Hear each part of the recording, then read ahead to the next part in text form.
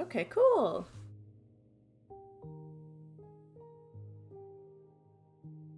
Boarding, and I'm hoping that this game is cool and fun and awesome for obvious reasons. I uh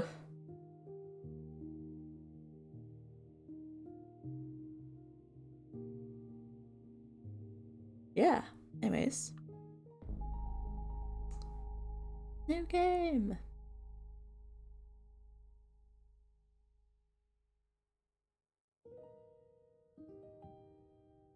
My name is Alta, and I am a fighter. When you're in a fight with someone, only one thing matters. Control. Are you in control or not? Because if you're not, here's what happens. You get hit. Hard. You feel scared.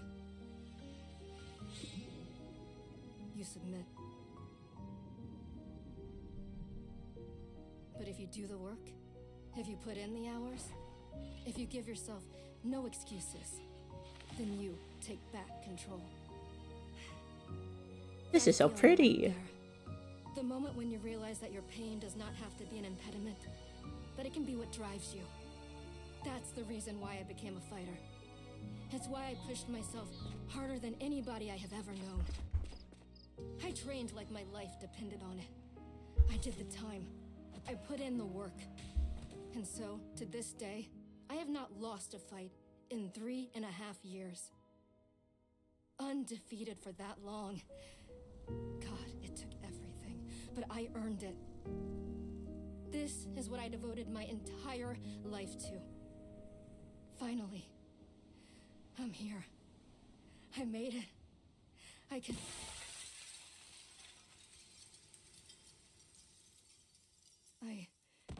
I lost? How? No. I must have gotten sloppy, complacent. I must have slacked on my training. I'm so stupid. But I can use this failure to push myself even harder. Train myself back up better than ever. Right. Maybe the loss was actually a lesson I needed. Once I've made it back to the top, I'll never allow... Again. I'm a failure. I'm weak. I'm a failure. Again. I'm a failure. A failure. I don't deserve it. I don't want to be this person. No. Snap out of it, Alta. Do not go to that place again.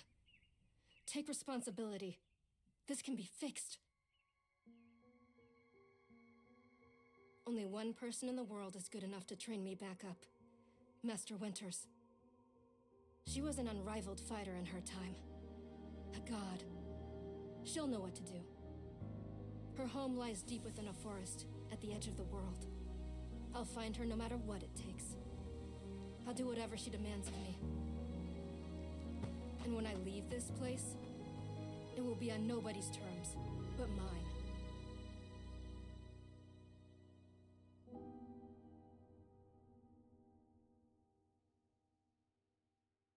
Yeah, that hits. It feels good. Man, that hits hard. Hello? Uh-oh.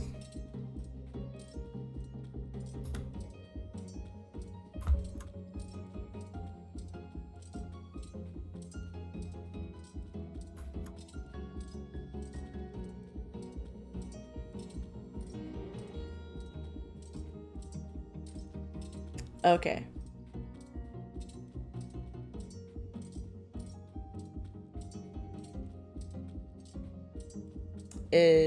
Audio being normal. Okay. Well, I hope that isn't weird. It's refreshing to have something to chase again. What kind of training will Master Winters put me through? I'm sure it'll be brutal. Good. I hope it's brutal. I just have to, Oh, I'm tired. Right, I can't slow down, can't hesitate. Hesitation is why I lost those fights. I was lazy, I let myself get complacent. I have to ensure it never happens again. That's all that matters. I have to... Wait, what's going on? Yes, my sword suddenly feels so heavy. What happened? Gah, I can't carry it. Stop this, Ulta. Pick your sword up. Pick it up. What are you doing? No, no, no. This is impossible. I've carried this sword with me every single day for more than 7 years.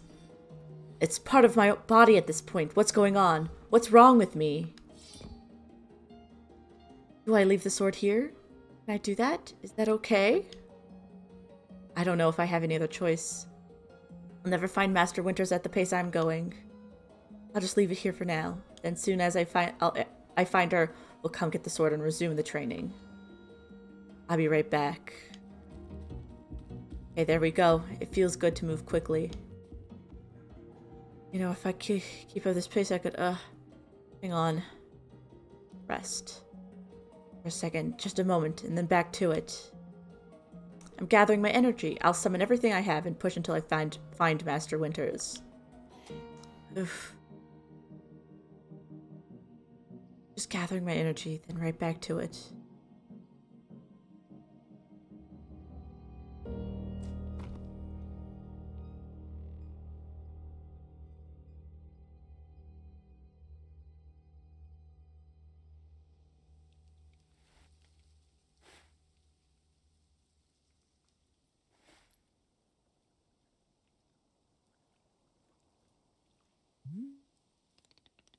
A very good morning, miss. Good to see you are awake.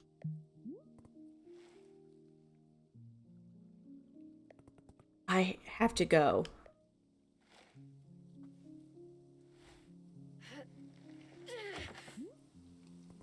Oof. My goodness. You are not feeling well? I can't stay here. I need to leave. Oh, I see. How delightful. How delightful. Say, Baro would much like a cup of tea. Which is to say, this one's name is Boro. A pleasure to be making your acquaintance. And are you having a name as well? Ulta. Wonderful. Welcome to Wanderstop, Miss Ulta. Wanderstop is the name of my tea shop, you see. Right there in front of us. As long as I am making tea, would Miss Ulta like some tea as well? No. An acceptable answer. Tea only for Boro, then. Wait, did you carry me here from the forest? Indeed, it seems I'm still having the upper body strength of my youth. Boro was once fastidious about developing his triceps, if you can imagine. My sword. We have to go back and get my sword. Oh, not to worry. Boro already retrieved the sword. It was lying not far from where I found you. So you could pick the sword up? Did it feel really heavy? No, I don't believe so. Just the normal sword weight. Is the sword supposed to be heavy? I can lift the sword. Oh no. So you can. We are in agreement that it is a normal sword which you can lift. May I be asking what brought you here to this forest? I'm looking for someone. I see. For fun? Master Winters is a legendary warrior. She lives somewhere out here. I need her to train me. So, for fun! Wonderful! Now then, it's time for the tea Boro promised to himself. Very exciting. Hmm. Something has occurred to me. You said you were not wanting to drink tea. But perhaps you wished to help me make tea? The making of tea, it's good for the soul and body. Perhaps help you recover.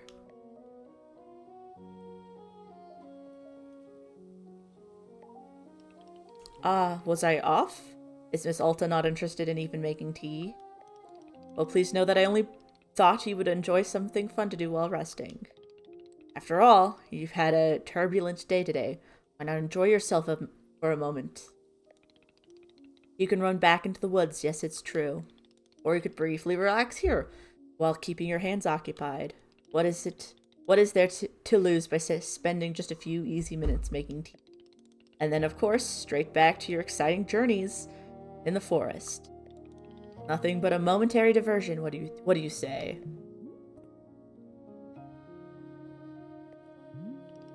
Do not feel like you have to answer right away. I'll be over there inside the shop. If you wish to help me make tea, come speak with me and I would be glad to show you how. It is entirely up to you. Please take your time and be well.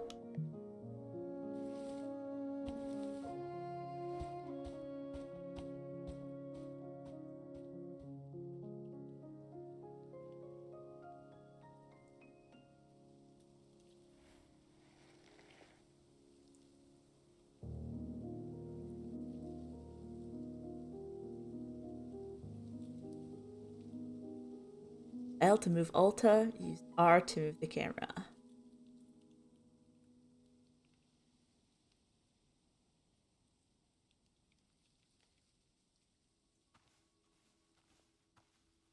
Hold left trigger to run or use left stick to toggle running on and off.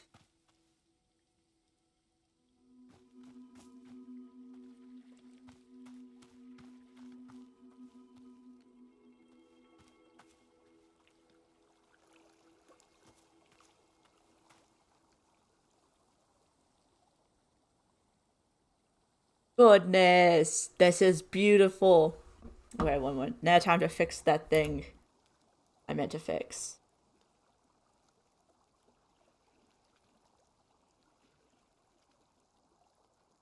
Alright. I have a feeling.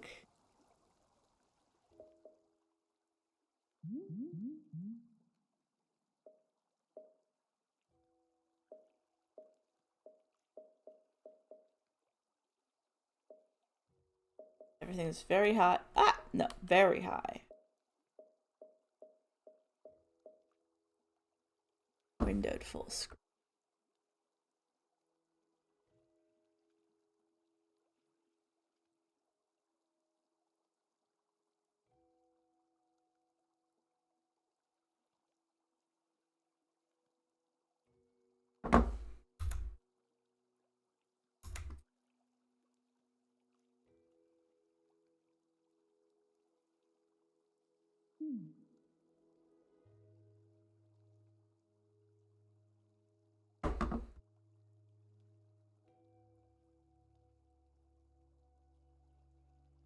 Okay, there's something funky going on with my controls. Oh, one moment. Okay.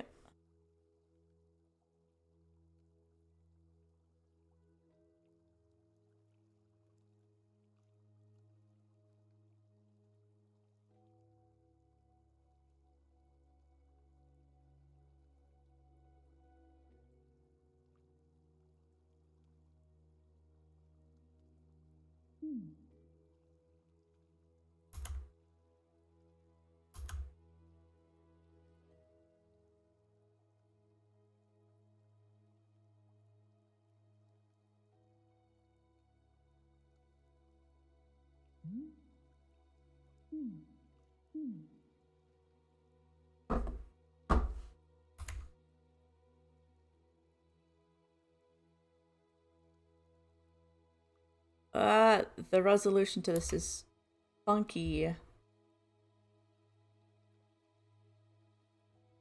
Okay. Beep, beep, beep. Beep, beep, beep. Okay, whatever. My audio input capture thing is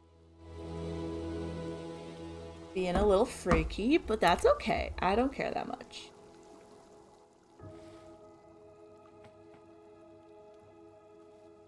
Right, it's all good. If I'm assuming at least the recording is fine. If not,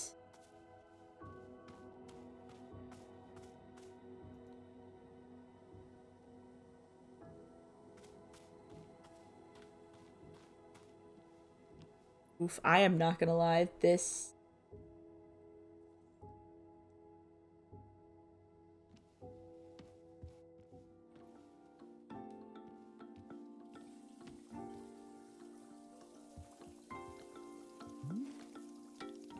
hello, miss. You've decided to join me?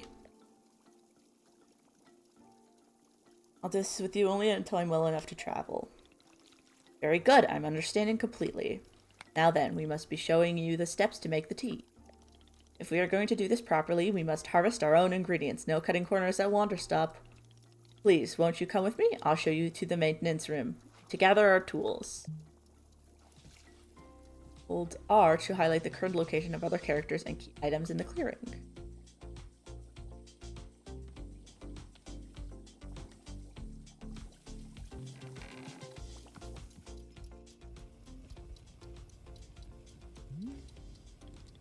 Welcome to the maintenance room. Here you will find all sorts of useful tools for running a tea shop. For instance, the tools that we must use to dry the tea leaves. Do you see the basket? That is right here. Go ahead and pick it up. With the basket in hand, you can gather up tea leaves that have grown outside. Just scoop them right into the basket. No trimming required.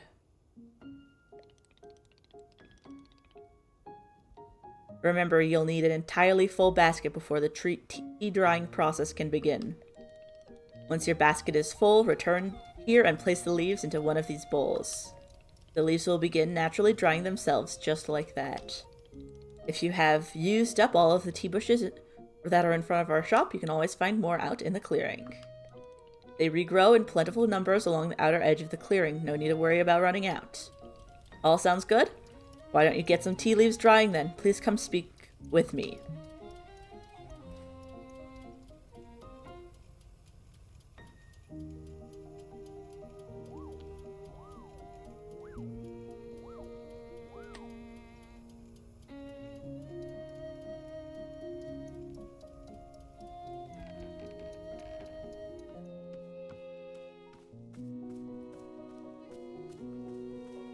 Oh my, this game is gonna give me uber motion sickness.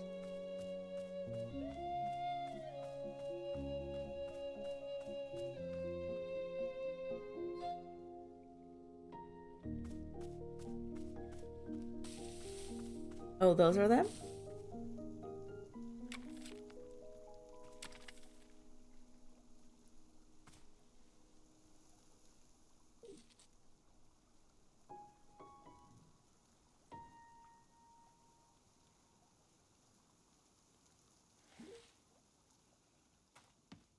Oh, did I forget to pick up the baskets?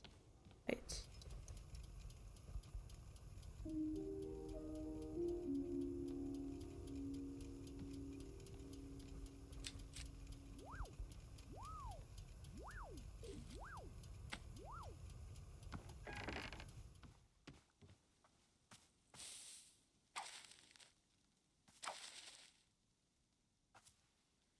Oh, I should put the clippers back. I don't think I needed those.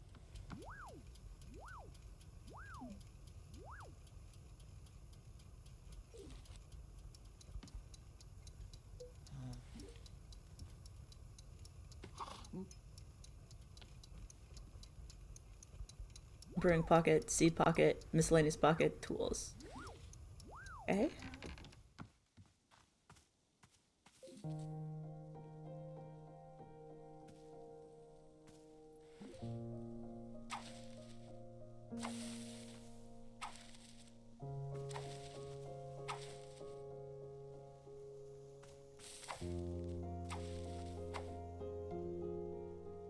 That looks like a full basket, I think.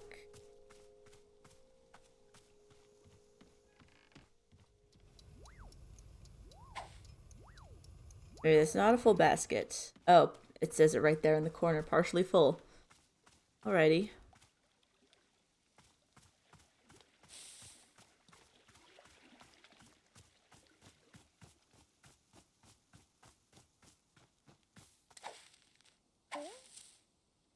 Now it's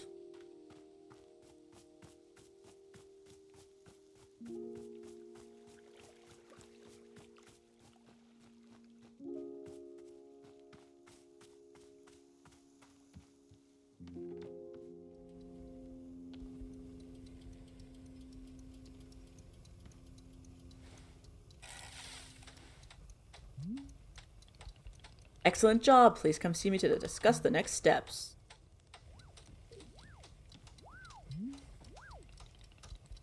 You set the leaves out to dry, and it will be several minutes before the process is complete. Once they have fully dried, they will clump together into a tea ball, easy for storage and transportation. Yes, the tea ball really is the most convenient of nature's miracles. But miss, we can pull the tea ball out of our minds for now. The next step is to do a bit of gardening. Perhaps you already saw the wall of tools behind you. Each of them can help us in some way. For right now, though, all we need is the watering can. It looks like a frog. Please, won't you take the watering can with you? Perhaps stash it in your pocket for easy use. Then, with your watering can stashed, come and meet me outside by the garden.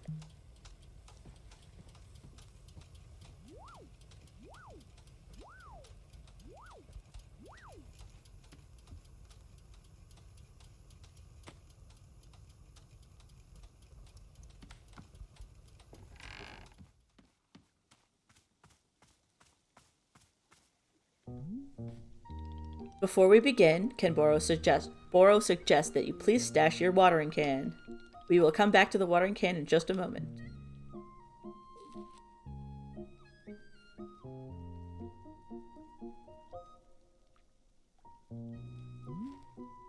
Welcome to the garden. Here is where Boro likes to do the planting of plants. As you can see, we are already having a blue fern here in the garden. But miss, we can grow this simple plant into a larger one, almost like magic. Please imagine a grid surrounding our blue fern. If you were to plant 2 additional plants on either side of it, forming a line, then the fern in the middle becomes a plant egg. It's the miracle of life. Here, I will give you a seed for more blue ferns, so that you can try it for yourself. Of course, you can be making these plants anywhere in the clearing that you'd like, not just the garden. Boro simply enjoys the feeling of making plants in the garden. So why don't you go ahead and make a line of blue seeds and let me know when it's done. Icky. Oh. For realsies, huh? Okay.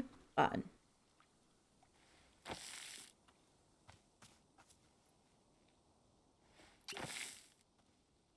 That is intriguing. I'm curious about this.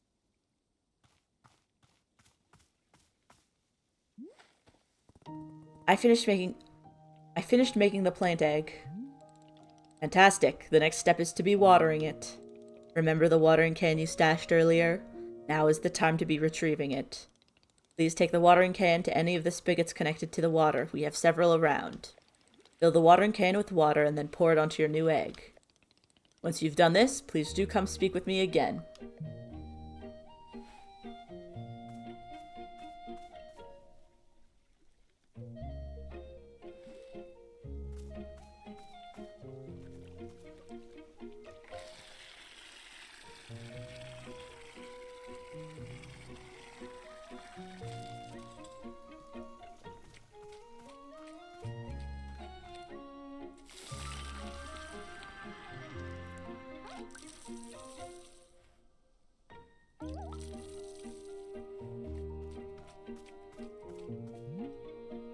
Aha, you have successfully watered the plant egg. Once you water the egg, it will grow into a hybrid plant. The plant you have made is what I call a small hybrid. Try using your watering can on it again, it'll grow even more seeds. In this way, you can be using small hybrids to make as many new plants as you'd like. Once you've picked up a fresh new seed from the small hybrid, please let me know.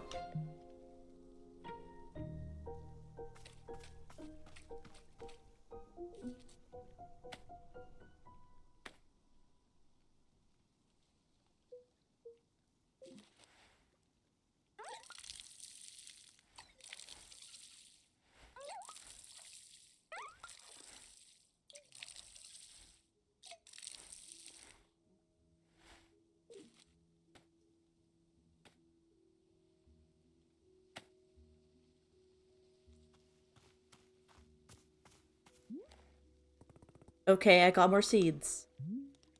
Excellent. Let us move on to the next step. Is this going to be written down anywhere? Yes, of course. All of this is written in a book in our library. I will point it to you later. But for now, I would like to show you the next step next type of plant. Can you guess what we will be making after small hybrids? Yes. Large hybrids? That is correct. Just as small hybrids produce seeds, large hybrids will give us fruit. Remember how you used a line pattern to be making a small hybrid? Well, to make a large hybrid, instead we will use this triangular pattern.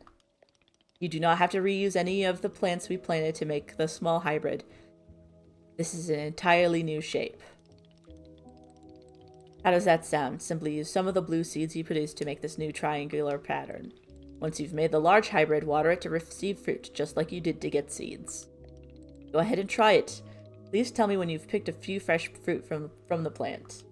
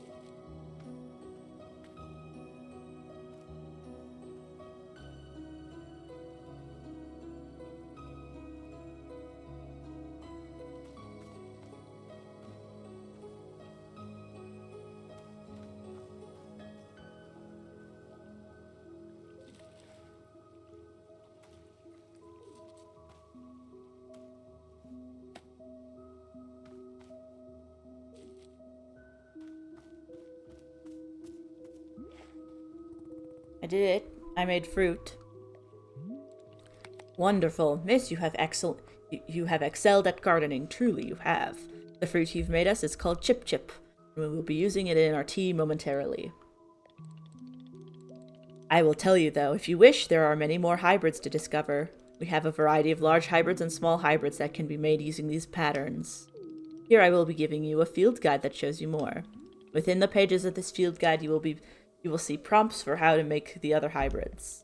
You can also learn more about the fruits of each large hybrid produces. Understanding the attributes of these fruits will be quite useful when making tea. Okay, that's for all. Gardening, do you feel accomplished? Sure, why not? It is a begrudging sense of accomplishment, but I will accept it. However, we are not done with gardening, and it is time to make the tea. Come, let's go inside and I will explain the tea machine to you.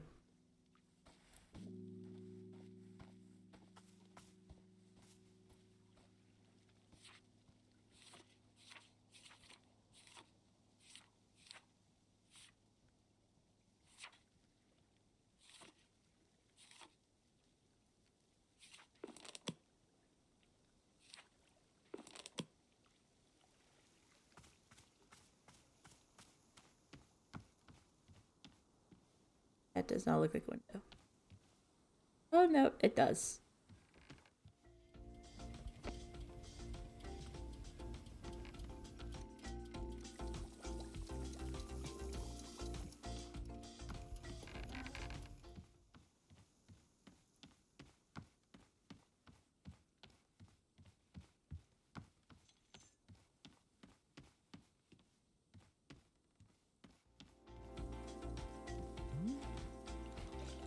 Here we are, back inside the shop. What a whirlwind adventure you and I have been on. Why is this so complicated? I thought tea was simple. Haha, goodness no, tea making will crush the mind at will. If this is all too much information, then perhaps we should make a small break, just to let our minds relax a bit? Oh, Boro could tell a joke. No, I want to get on with it. Of course, I'm understanding completely. You are quite pressed for time.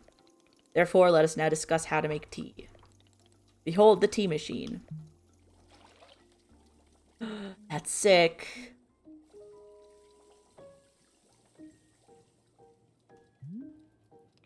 Yes, the tea machine is the most vital part of preparing drinks. It is user-friendly? Miss, I do not even know. But for your convenience, I will add a few pages to your field guide. These instructions should help explain how the tea machine is to be used, I hope.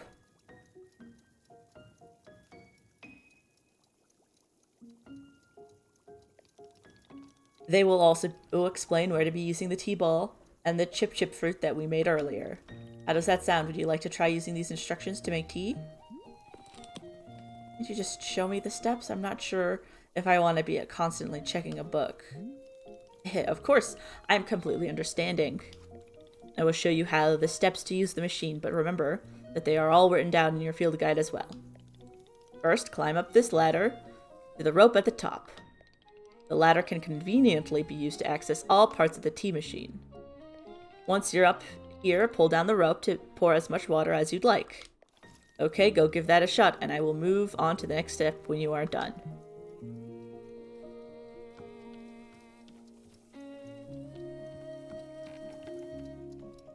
I will grab this.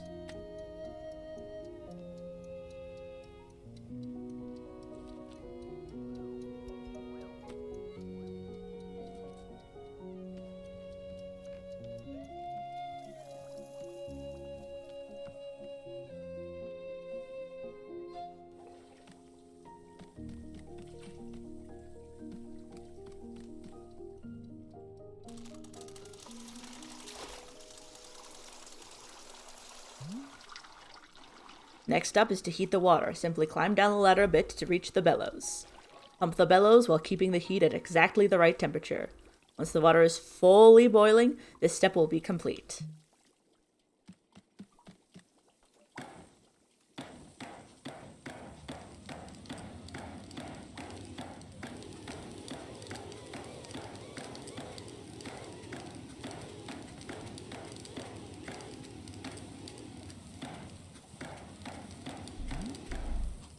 Aha, now that is some steaming hot water.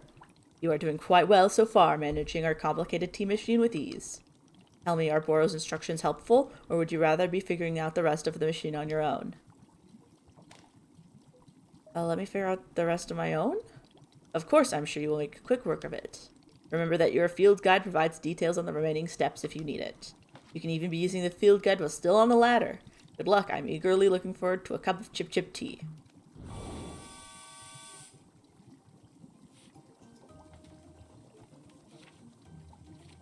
Valve on the side of the water tank. This will transfer the hot water to the infuser.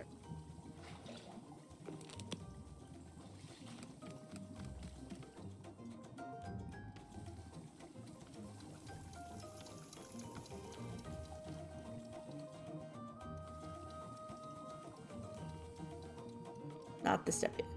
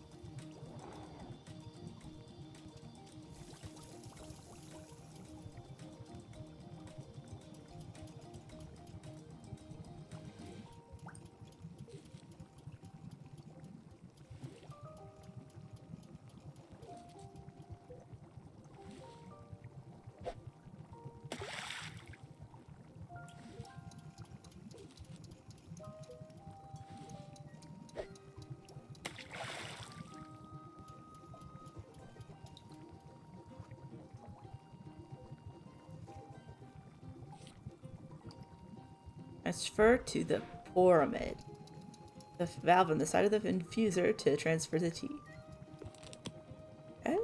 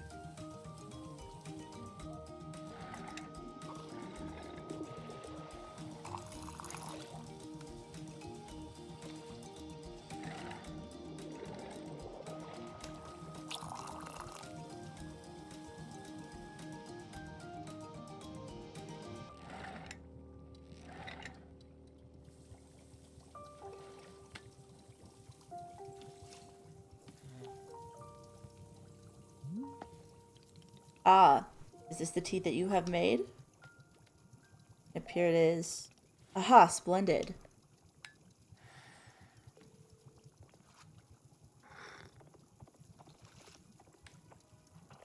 Delicious. It is everything that Bora was hoping for. Won't you join me at my favorite bench? I think it would be the perfect place to enjoy this tea. Fine. That's the spirit.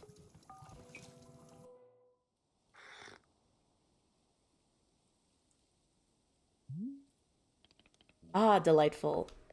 A cup of tea, a nice view, and a new acquaintance. Tell me, do you find the scenery as enchanting as I do? Is it a feast for your eyes? It's fine. Ah, I will take it. I must say, to hear a note of positivity from you is a beautiful thing, like a ray of sunshine. There are things I like. Oh, do tell. What is bringing you joy?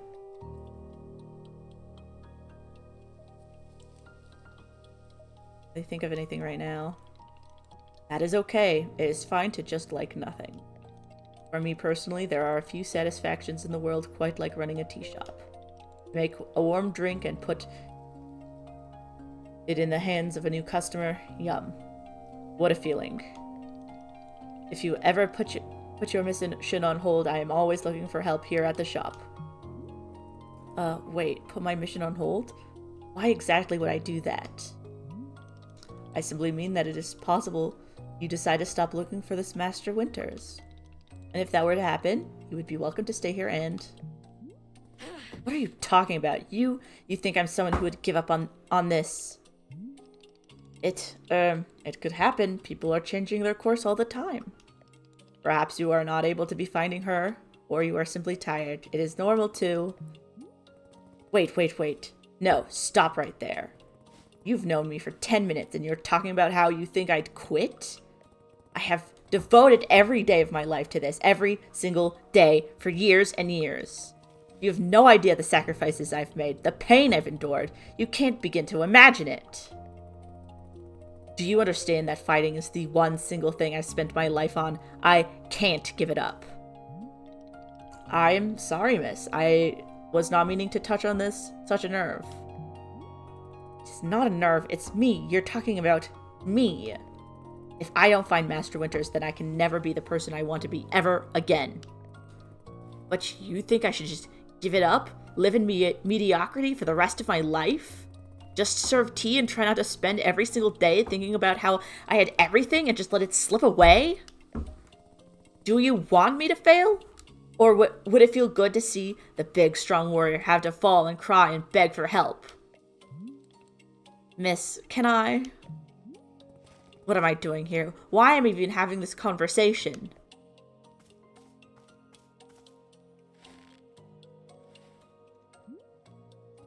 Why? Why can I not lift my own sword?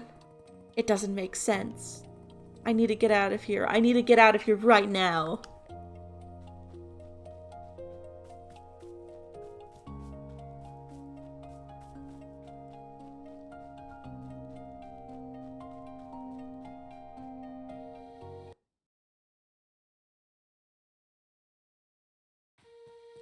No, no, no. I can't give up on finding Master Winters. Never, not until she trains me back into excellence. Back to being undefeated. If I have to, I'll... Oof. Can't believe how tired I've been. I can't move, I can't. I don't have the energy. Think, Alta. Why are you here in this forest? Because of those fights. I lost. I lost and there was no good reason. I lost! It was so stupid! I was undefeated for over 3 years! Remember how bad it felt, Alta? How you wanted to die? That's why you're here, in this forest. Hold on to that feeling. Hold on to that anger. Yes! Haha! This is the motivation I need. I need the fear and the anger I needed to lose. I can use it to get better. Look at me, I'm back. How do you like this, huh, Boro? You think I'd quit because it got too hard? Maybe once I'm back to normal, I can find him just so I can show him how strong.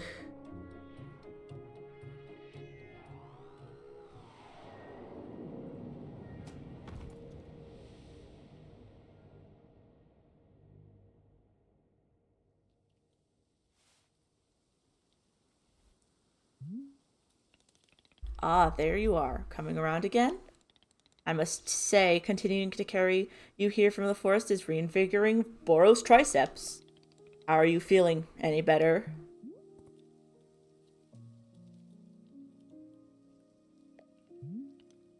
Miss? Something's wrong with me. What's going on? What's wrong with me? Miss, I'm not seeing anything wrong with you. I collapsed out there multiple times. That's not like me. Yes, what a surprise that a person pushing themselves onto the brink of exhaustion would collapse. It is a mystery. I am completely baffled. I've pushed myself to the brink of exhaustion every day for years, and this has never happened. Well, perhaps this is the result of pushing yourself to the brink of exhaustion every day for years. The days add up, miss. I'm not okay with it. Not okay with the body having physical limits? Yes, we will fill out a complaint form right away. Miss Alta, you are tired. Can you not see how tired you are? It is palpable. You radiate exhaustion. I am not a scientist doctor. I did not do the 14 years of scientist doctor school. But it is obvious that you need some time to rest. To take your attention off this task of yours and just let the mind wander. That sounds unproductive. Extremely. Now you are understanding. Miss Alta, being so productive is causing her great harm. It would seem. But if I can't find Master Winters, any pain I put myself through now will be worth it. Miss, I cannot make you stay here. You are welcome to return to the forest. You can go out there and run to your heart's content. You can collapse again and again, if that's what you want. And then one of these times you will be collapsing for good. But here, in the tea shop, you could spend some time relaxing. Will it fix you? No, but it may let you heal just a little bit. So here's what I'm suggesting. Stay here and help me run the tea shop. Just for now. The work is simple here, but it's enjoyable. It's not hard.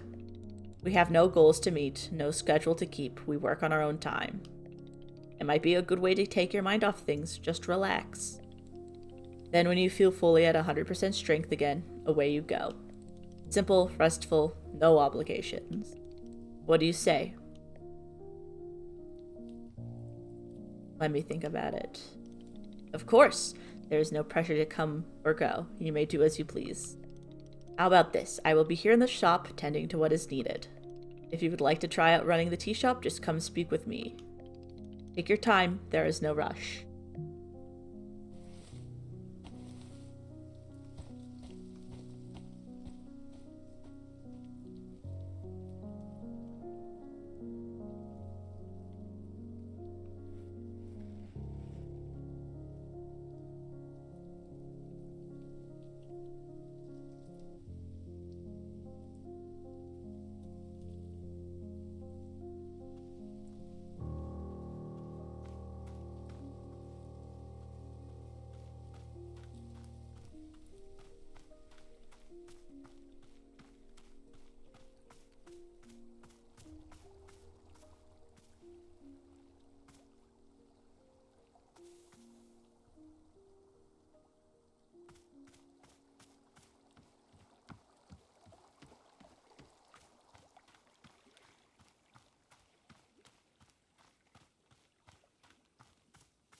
Butterflies.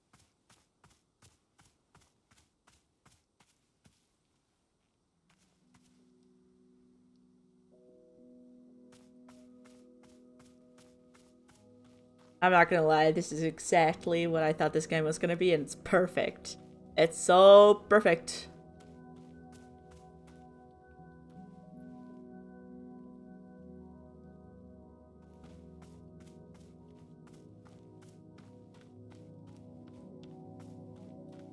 I'm gonna cry.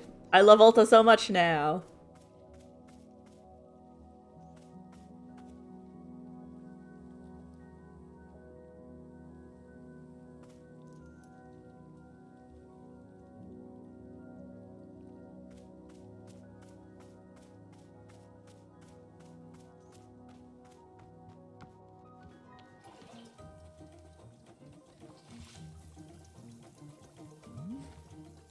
Aha, so you're feeling up for helping me run the tea shop then? Briefly. Literally as soon as I can pick up my sword again, I'm out of here. Of course, the very split second you are well enough. Besides, I owe you for carrying me out of the forest. So if I was near debt for that, consider the debt repaid. Sounds like a very equitable business exchange. So, what's first? What's first is that we must be better acquainting you with the shop. Please, come with me.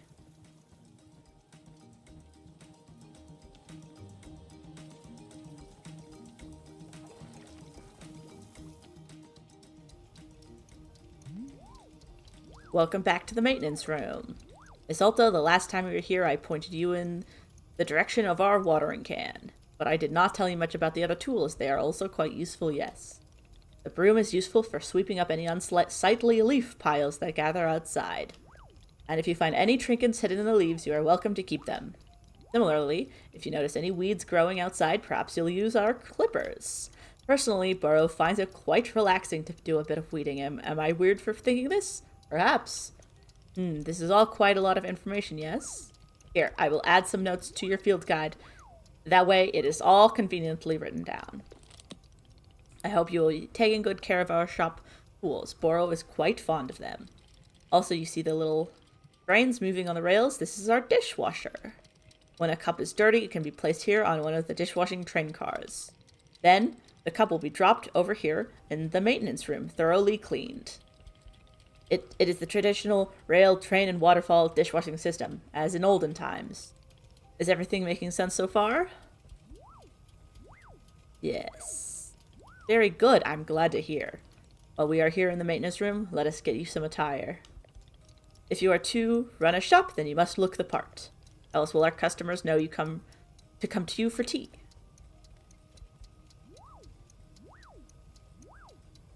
Oh god, people will just walk up to me and ask me for tea?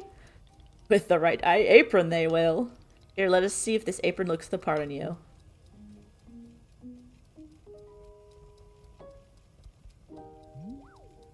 Wow, with this apron you look like someone full of excitement to run a tea shop.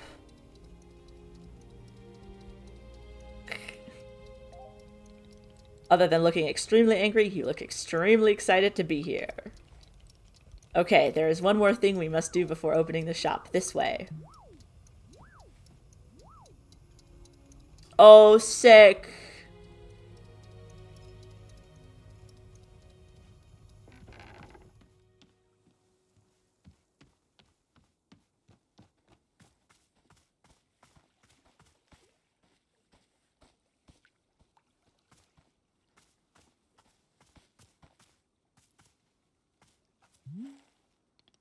It is your lovely sword, very beautiful specimen. The sword is still too heavy to lift, yes?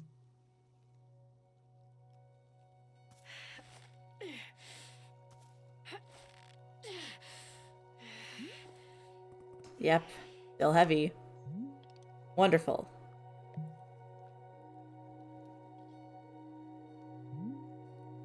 Please, come with me.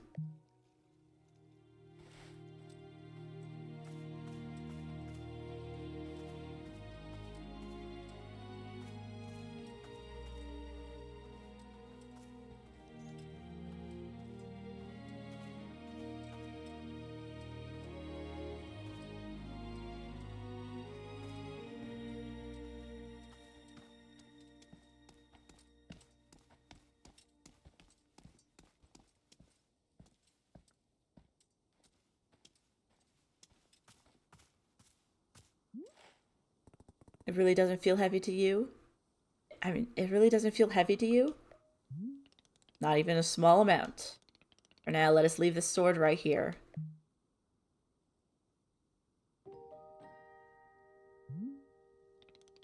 Perfect. It is quite lovely here, don't you think? Boro, you don't know how important this sword is to me. Am I asking where the sword came from? When I first began taking fighting seriously, I decided I would smith my own sword. It seemed like a good idea. I threw myself into it, learning everything there was to know about blacksmithing. But soon I realized I could easily spend my entire life just learning how to make swords. It was so complex. But if I wanted to become great, I had to pick only one thing. I had to pick only one thing and commit to it, and leave everything else behind. I picked only one thing, being a fighter.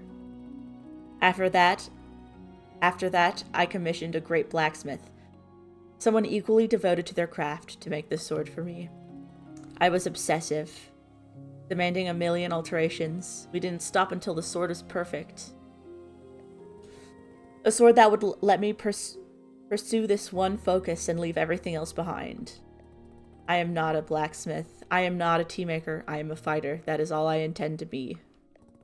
This sword is part of me. I feel sick not being able to hold it anymore. I'm going to find a way to carry it again. I promise. Yes, I can see that you will. Boro is most confident in you.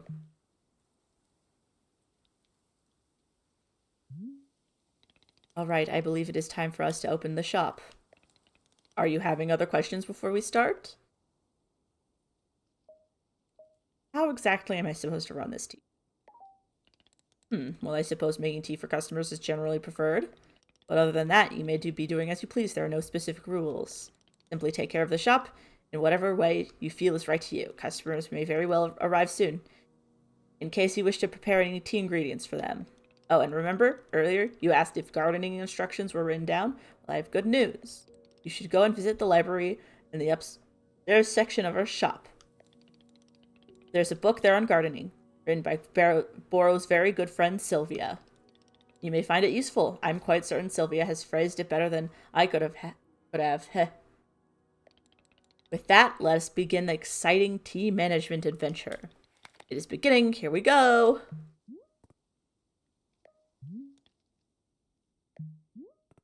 Are we doing it? Yes, we are doing it right now. It is happening as we speak. Okay, great. Good for us. Good for us indeed.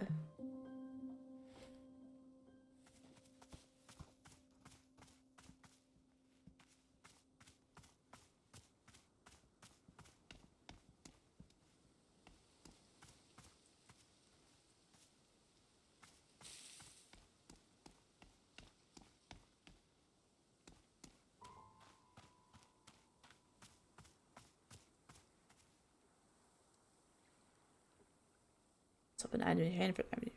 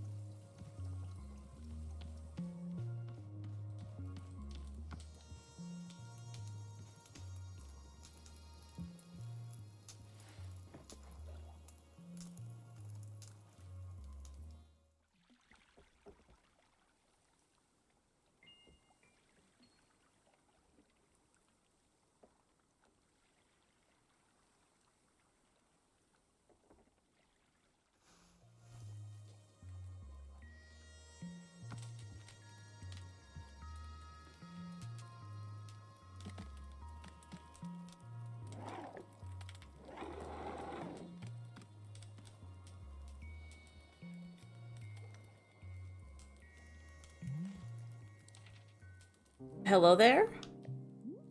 Yes, hi. You want tea? This is a tea shop. Do you want some? Oh, no thank you.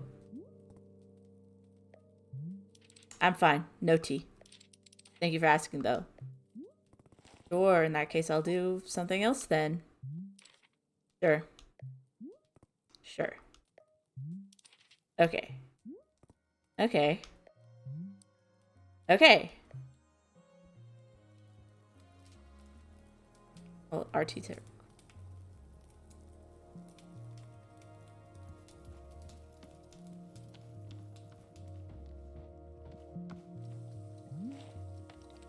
Hello, miss. I saw you speaking with a new customer. How did it go? Terribly. I asked them if they wanted tea, right? And they just said no. I see. What's the terrible part? That's the terrible part. This is a tea shop. People are supposed to order tea. Are they? Who made this rule that one must be ordering tea?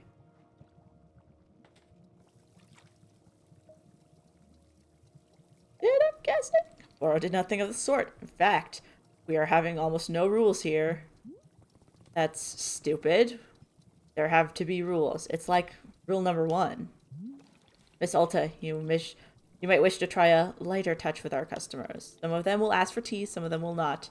It is being entirely of their decision. We are not in control of them, no?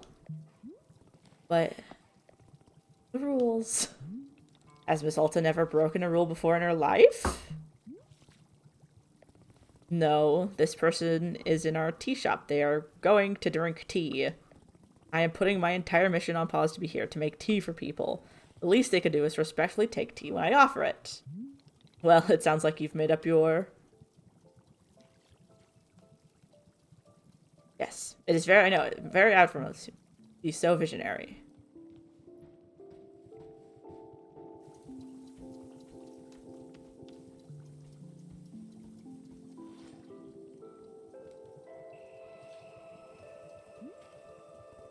Hey there, we just talked like a second ago? Oh right, yes, hello. Yeah, about that.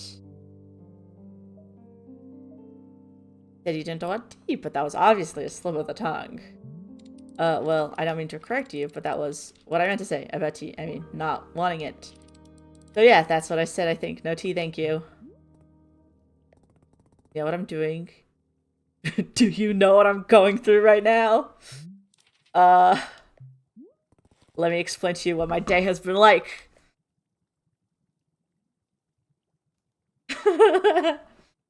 Oh, man.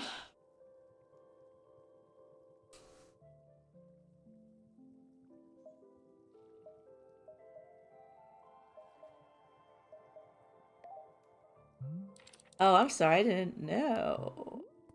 Now I'm here, trying my hardest to run a tea shop. Who knows how long. And my one responsibility is to put tea in people's hands, that's it.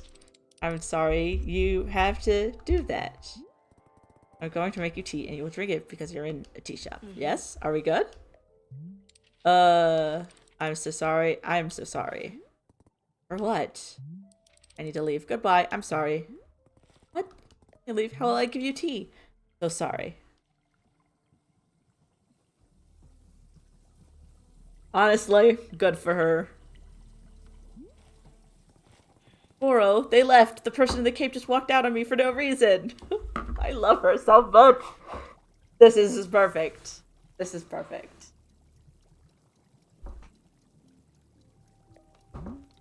Aha, I see. Happen to insist that drinking tea is an absolute requirement here? Yes, duh, because again, this is a tea shop. Alta, Boro is very glad that you are tackling your new role so enthusiastically. People, please remember that making tea is only being a part of what Wanderstop offers. Customers may simply want to rest here for a moment. Yes, just a break from travel. Or sometimes they are not even knowing what they want, and that is okay as well. Seems like they don't need me then. Indeed, in some cases, that might be true. But then why am I here at all? If there isn't something I can do out here, I'm going to lose my mind. Otherwise, if I am not making progress on something, I'm going to freak out. Well, how would you feel about using some downtime to maintain the shop a bit? I'm sure we will be having new customers soon. It might be good to do some preparation. For instance, if there are any new plants you wish to make, perhaps now is a good time. Or if you see any leaves gathered into piles, you can sweep them up too. The time between customers is our downtime, Miss Alta. It is a moment just for us. Please, I would encourage you to enjoy it if you can. Oh, and you can also do Boro's favorite pastime in the whole world, drinking tea. Perhaps try making a tea for yourself. I think you might like it. Be looking in your field guide to find a fruit flavor that would suit you. With your finished cup of tea, perhaps you'll find a nice spot to sit and drink it. Sitting in a lovely place with a delightful beverage. Easy to let the mind wander, yes? It is time only for you, Miss Alta. Some lovely time to do nothing at all. Yes, a wonderful sort of stuff tea is. Well then, do you feel as though you have enough to do now? In our downtime? Sure, maybe. Wonderful, that is good to be hearing. I'm very grateful to your patience. Good luck with your continuing tea shop adventures.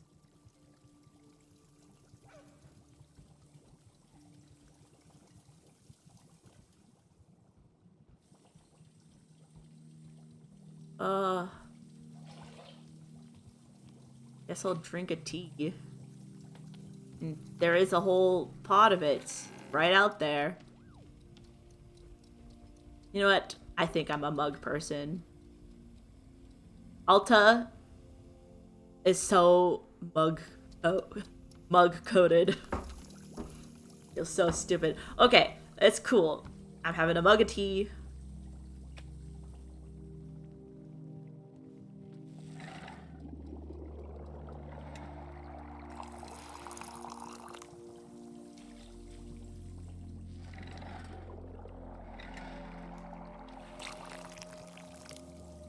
Uh-oh.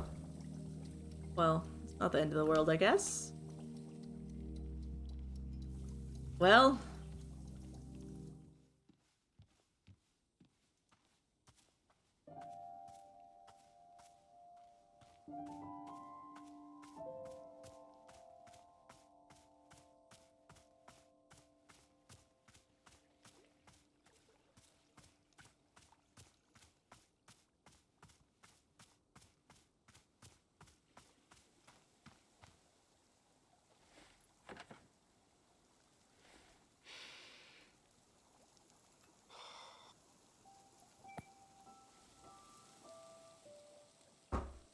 Who would I say has wronged me?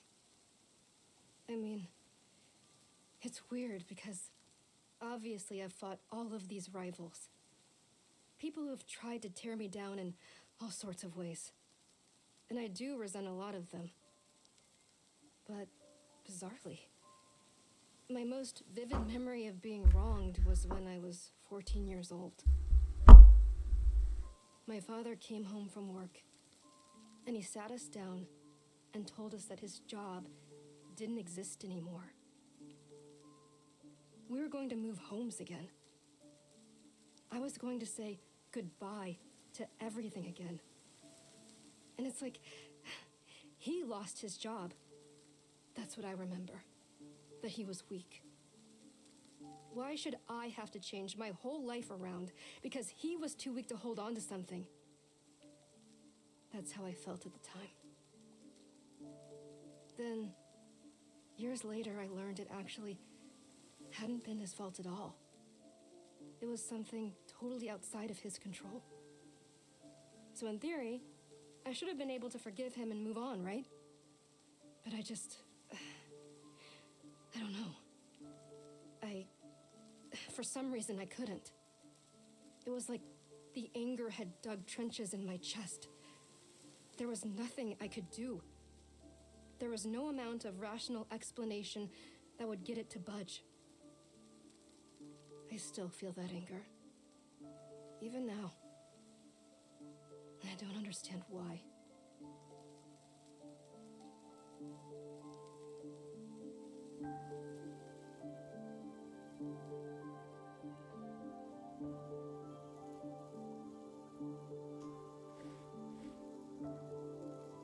There's a evoke different thoughts from your drink.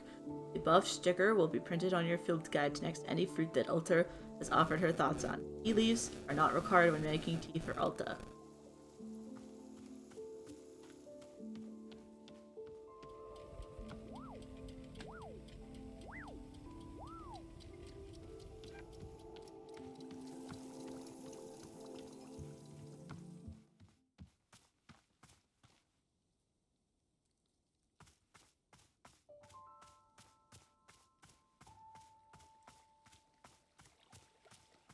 Cutie.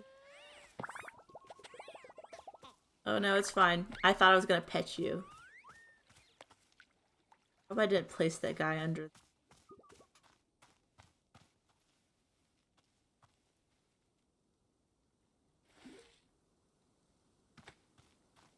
Oh.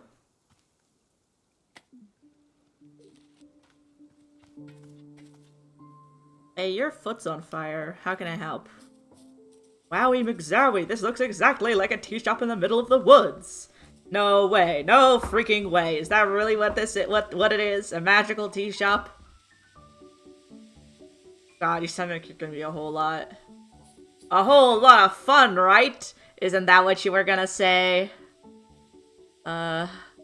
Actually, because not only am I a real knight, I'm also a really fun knight. Gerald the Knight, at your liege, a fair day upon you, and also me, who is actually knight. Yeah, somehow I'm not buying that you're a real knight. You're not? But I have all this knight stuff. What made you think I'm not a real knight? Do you need something? The only thing I need is to be the coolest knight that Timothy has ever seen. Timothy? My son! And he's just the best darn son in the world. Here, I've got a photo of him. Look at this.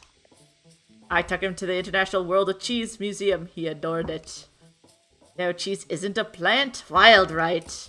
For Timothy's birthday, I made him a series of sweaters with my face on them. It's so that if he ever forgets me, he can just look down at his torso and there I am! And why would he forget you? Oh, he's always going about wanting to purge me from his memory. You know how kids are. I don't.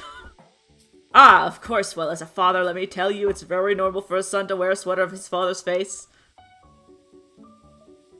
That's enough, Timothy, I think. Yes, of course, we should save some of them for later. I don't get the impression that Timothy likes you very much. What? Of course he likes me. I mean, yeah, I may be the world's single biggest dorkbot. So lame, it's just so unbelievably lame. And, oh god, Dad, stop taking photos. Dad, please. People are staring at us, Dad. I want to die. I want to die right now. But other than that, he adores me, I think. Sure, whatever. Would you like a cup of tea? That's what we do here, I guess. Is drinking tea something that a real knight would do? Yes, that is a common trait amongst knights. And I will absolutely drink tea as part of my grand adventure. Is there any particular flavor you would prefer? Well, to be honest, I'm pretty tired of all this walking. Do you have anything that could wake me up, give me a big ol' shot of energy? I'll go take a look and see if that's a thing.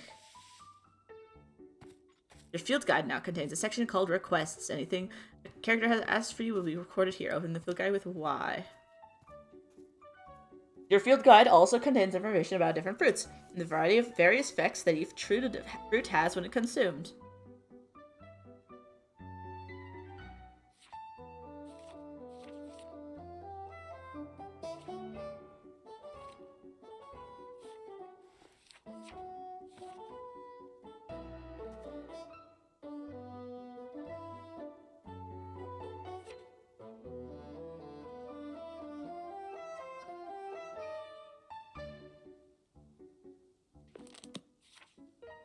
Azzy fruit. Oh, I think I saw that at the front of the shop.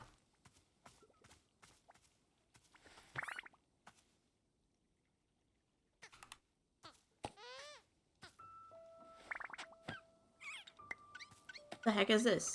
Package? Oh, let's borrow about this.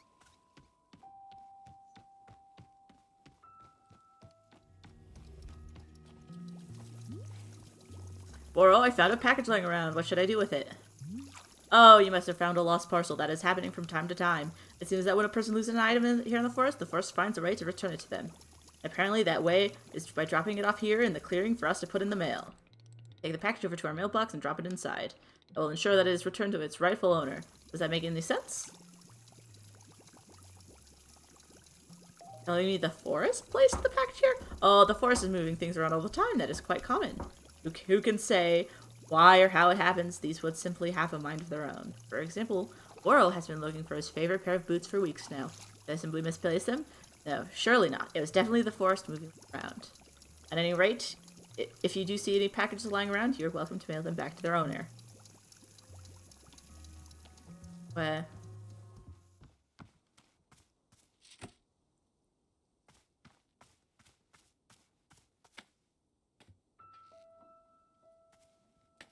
Okay, let's grow this for the guy.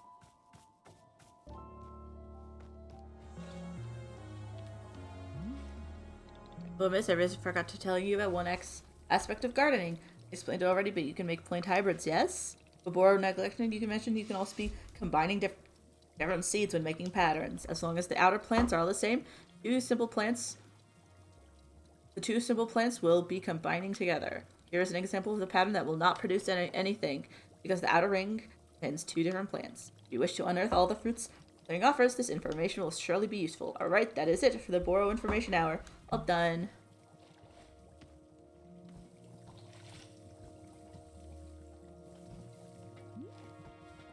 Hey Bora, you know a bunch about the plant.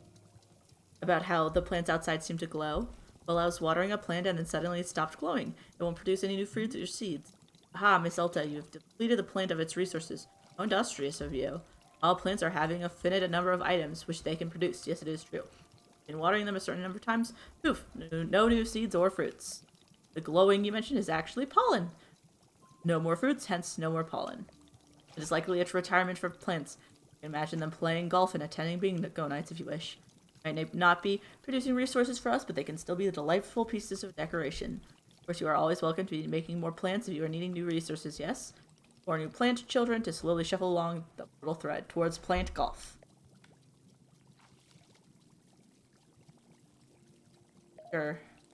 That is good of you, miss. No need to make plant golf happen before it's absolutely necessary.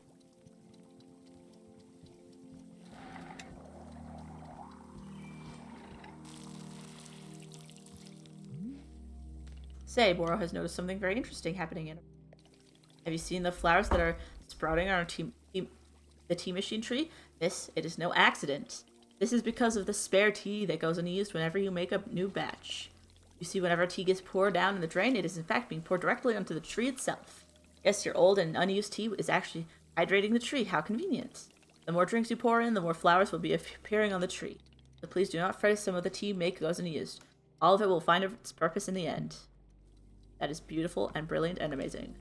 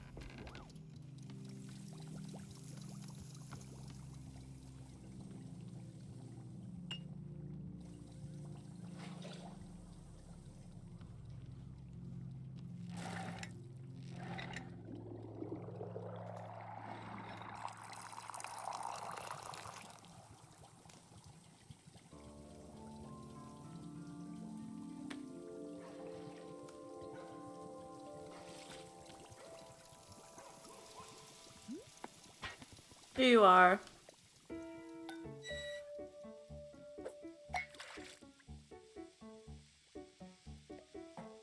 Wait a minute. I feel so alert. I'm out of my mind with energy. Heck yeah, this is peak Gerald right here. This is my best self. Can you believe that people are always telling me to chill out and for crying out loud, please stop? Well, those people can take a hike because I'm the one with the energy tea now. This is literally the best cup of tea that anyone has ever made. Thank you. By the way, can I ask you about whatever is happening to your leg? Oh, the purple smoke? It's bizarre, isn't it? I was wandering these woods. All that happened is I tripped and scraped my leg. Well, technically I scraped on a glowing purple sword. And then the sword was held by an old witch muttering to herself, who, funny story, lunged at me from the shadows and screamed, "You shall bear the mark, you shall become the shade." It is its prisoner, its companion, its smoldering ash left from the fires of decay. Breathe its fumes and become the pain of becoming. I'm paraphrasing, but that's basically it. I think a witch has cursed you, pal. Oh, sure, obviously that occurred to me, but don't worry, I'm fine. Your leg is literally smoking. Yeah, but to heal myself, I did like 100 sit-ups after all this happened. So, I'm pretty sure I'm in peak physical condition right now. That's not really how you heal a curse, man. Hey, who's the knight here? I don't think you. Look, I understand this kind of thing is probably really new for you. If it's really concerning to you, I'll do another 50 sit-ups after I finish this tea, okay? See, I'll be fine. If you say so. Glad you agree. After all, I'm a real knight. And if there's one thing knights are known for, it's physical health and well-being. Okay, time to reflect on the taste of this tea, like a knight.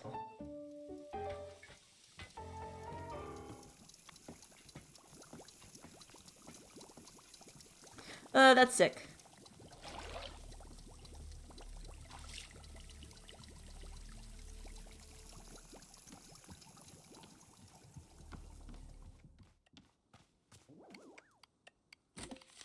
The person who placed a lost parcel in the mail. Detective Greyline here. That package you mailed me just happened to have been the crucial piece of evidence I needed to crack the Susie Winderkins case. How did this vital piece of evidence end up in your hands? I don't know, but I'm grateful you sent it. Now, little Miss Winderkins will get to thankfully go free and be fully cleared of all charges of mass aggravated livestock theft. It is another victory for justice, and a close call at that. Little Susie has requested that I send you her favorite doll as thanks. It may not mean much to you, but this doll is special to her. She and I both appreciate your help more than words can say. Until next time.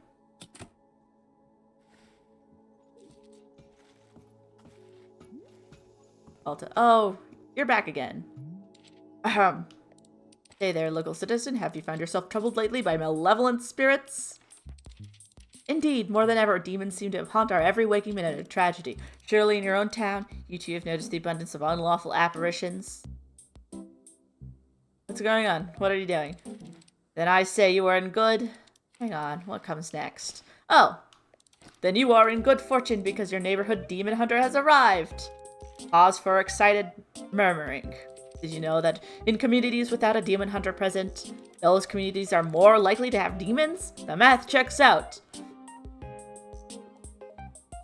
Wow, that could be my community.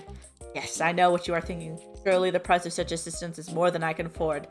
Well, my friend, that is where you are in luck, for you see, the Order of Demon Hunters believes that these vital community services be provided at no cost to you. Wow, how could it be? Almost too good to be true. For although we know this controversial topic, the Order of the Demon Hunters believes that all communities deserve to live in peace and security. Pause for shocked gasps. That's why, for merely the price of a room and board, the highly trained demon hunter before you could soon become a vital fixture in this exceedingly charming neighborhood. Please, do not rush to answers. Discuss it amongst your local elders first, as is needed. I do eagerly await your reply. May your township steer towards its own greatest fortune. Cool. Anything else? No. Right, well, here's what I'm noticing. You are a demon hunter looking for a town to help, right? But I can't give you that because this isn't a town. So, sorry, or whatever. Say, let's discuss the ways in which demons may manifest in your neighborhood. Town hall meetings that run far longer than intended. Neighbors in disagreement about proper fence heights. Anxiety. And many more. Parties being thrown at inappropriate hours. Stop! Look, I am trying to be patient, okay? I am trying, but I need something to do. Something to keep me active. I can't sit and listen to people talk. So, Demon Hunter, this is a tea shop. I can make you tea. That is all I can do for you. You want tea or not? I guess, well, You have Vreedle I suppose we could do a Vreedle ceremony.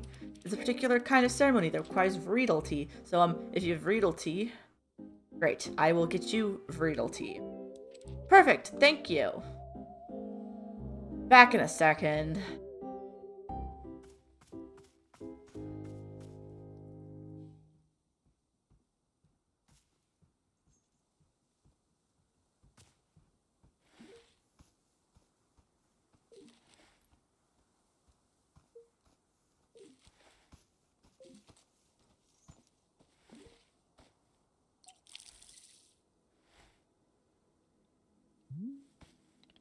Boro has thought of something you may wish to know about. Within our shop library, there's a book called the Book of Answers. Perhaps you've already seen it. Miss Alta, this is a very special book. It is an old and sacred tome. You see, the Book of Answers knows exactly how to meet the needs of every customer who comes through our shop. Yes, if you ever find yourself struggling beyond all reason with a drink request, you can simply go look in the book. It will surely tell you exactly what must be done to make the person happy. No questions asked. Where does the Book of Answers come from? I am not knowing. It is far older than even Boro, if you can believe it. Yes, we are simply custodians tending to its ancient, unknowable magic. Personally, Boro prefers not using the book. All of our customers' request is a great delight. But from time to time, even I am indulging myself in a good old-fashioned spoiler. Yes, indeed. Nevertheless, now you know of its existence. You may use it or not.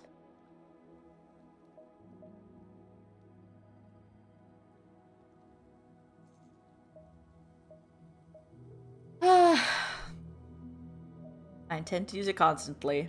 Very good. May the Book of Answers never leave your side. Okay, one moment, pal. I gotta turn this dang...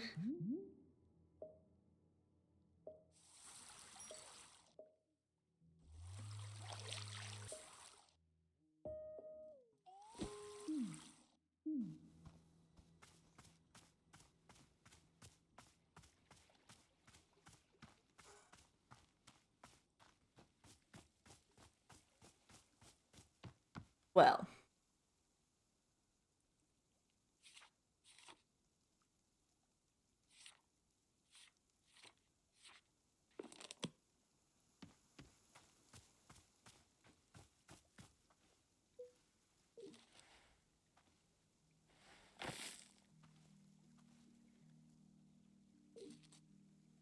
Ah.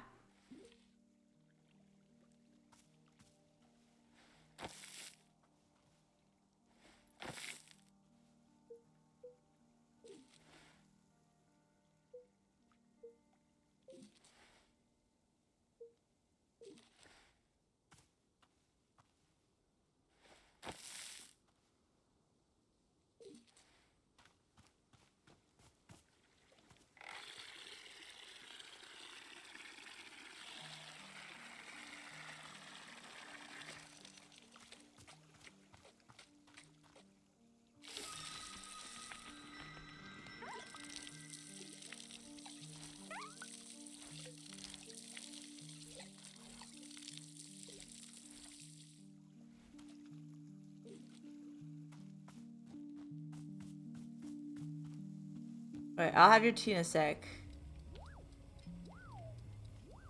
Wait, where did that guy's teacup go? Hello, miss. Is there something I can be assisting you with? No, I'm actually kind of good. The teacup? Dude, you went and you grabbed the teacup. Where did you sit down? Oh. Right over here. Or not over there. Who knows? I will find it eventually, maybe, perhaps. Who cares? Fine.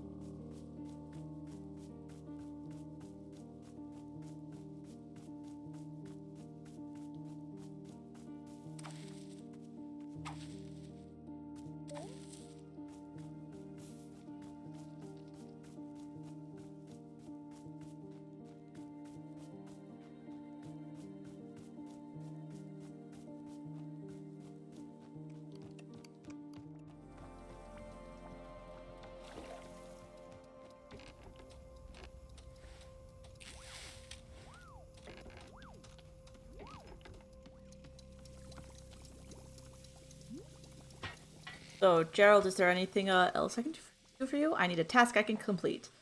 Task? Hey, you betcha there is. And I was trying to figure out why neither you nor Timothy believe I am a real knight, and then it hit me. It's because I don't have a super cool knight pose. Help me decide on a great pose that proves I'm a knight? Alright, let's see this super cool knight pose. Okay, here's what I'm thinking. Yeah. Can you add a bit of pizzazz to it? How about this?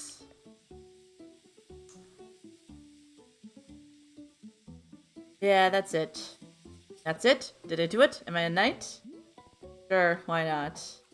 I did it. I'm a knight. I can't believe it. Timothy is gonna be so psyched. I'm so pumped up right now. In fact, I think it's time I headed back to the forest. I feel like I'm doing something that only a real actual knight would do. Like what? Well, you know, knight stuff. Anything specific?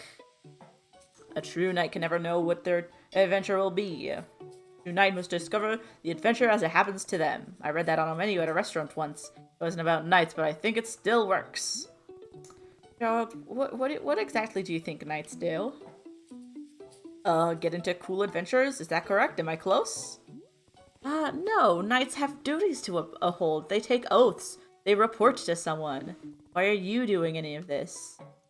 I mean, do I need to have a reason? Can't a really cool dad just be a knight for no reason? Does it have to be to prove his son that he's the coolest dad on the planet? Or said, but now that you mention it, do you think maybe he would find it cool that I'm a knight? If I go into the most fantastic adventures on these woods, if I was a real knight, then do you think he'd want to take more photos with me? And show off those photos to his friends? And call me something up like Cool Pops McGee? Not the person to ask about. With all the nightly adventures I get into, there's no way I could be a total dorkbot, right? This is my destiny. This is my story. It's time for me to go out there and be the best knight I can be. As knights are always saying, yar. Good luck, Gerald. Don't die.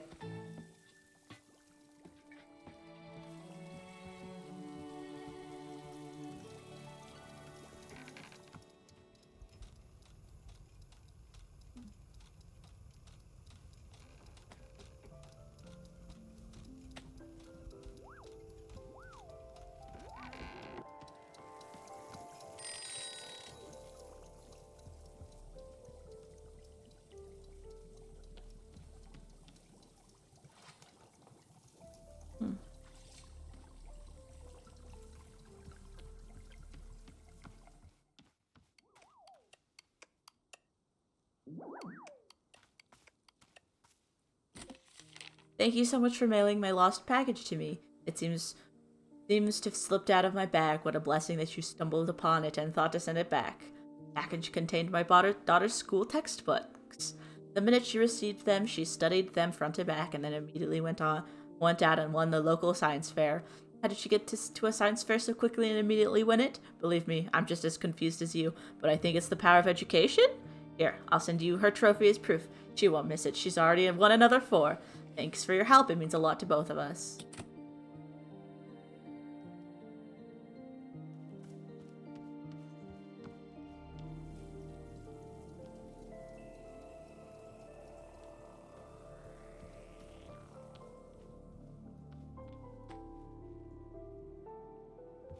What?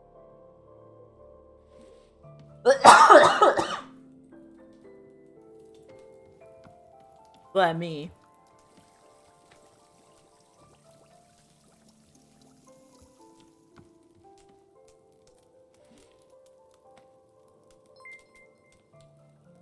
That's adorable.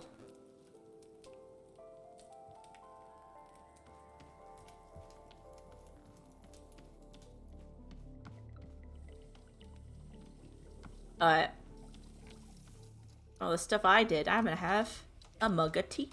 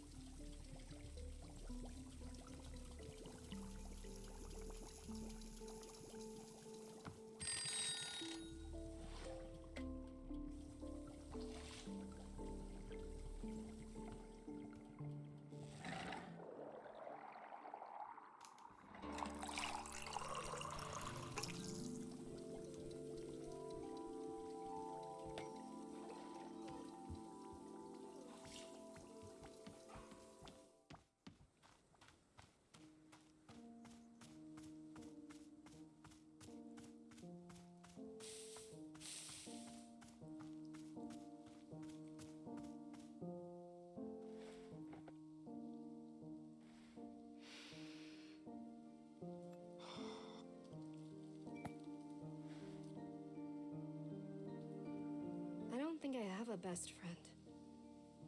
Do I?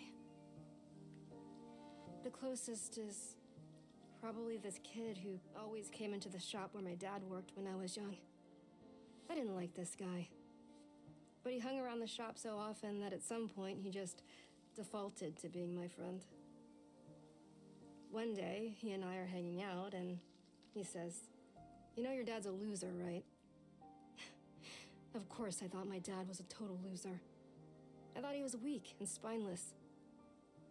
But for some reason, I just instinctively punched this kid right in the face. I'd never punched anyone before. I hit him again, there on the ground, and he tried to kick back. But I held him down and hit him, and then... Then a bit later, my dad lost his job, and we had to move. And I never saw that kid again. After we moved, I remember the very first thing I did was sign up for boxing classes.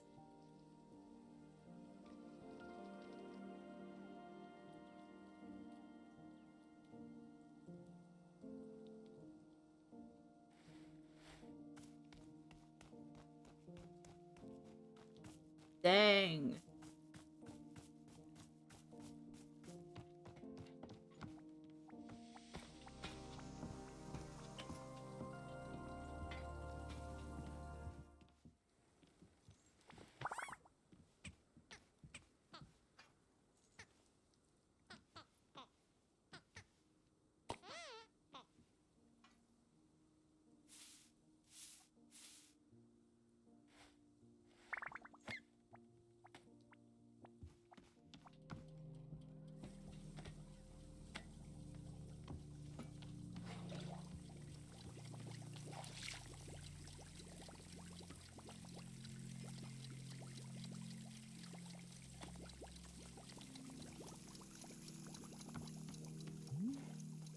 Miss Alta, Boro couldn't help but notice that you poured a cup of tea to the exact perfect height. Yes, a full cup, but not a single drop over the edge. Absolute perfection. Why is the pouring mechanism so complex? Complex? Yeah, the cup of tea has to travel through a long tube before it lands in the cup. It would be easier to pour the tea correctly if if it simply dispensed directly into the cup. Is there always an added step of the spiral tube? Because it is fun. Ah, right.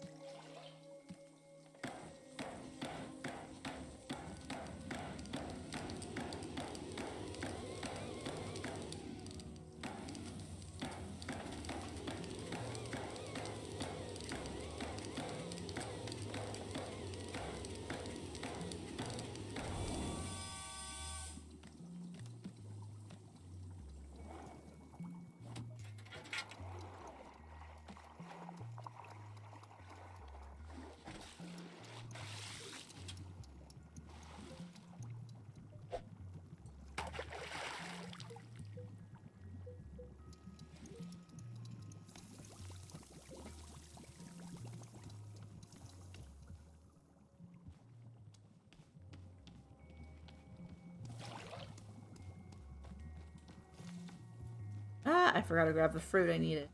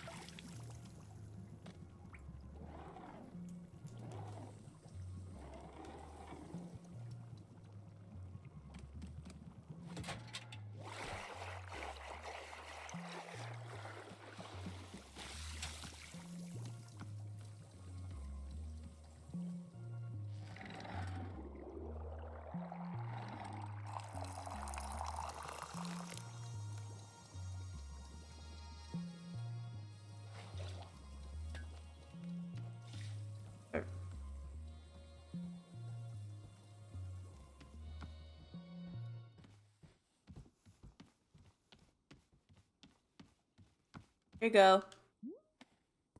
Here you go, tea.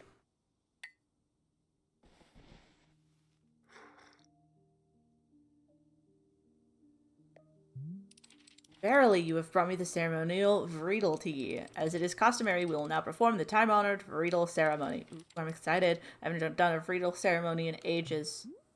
There's more? Yeah?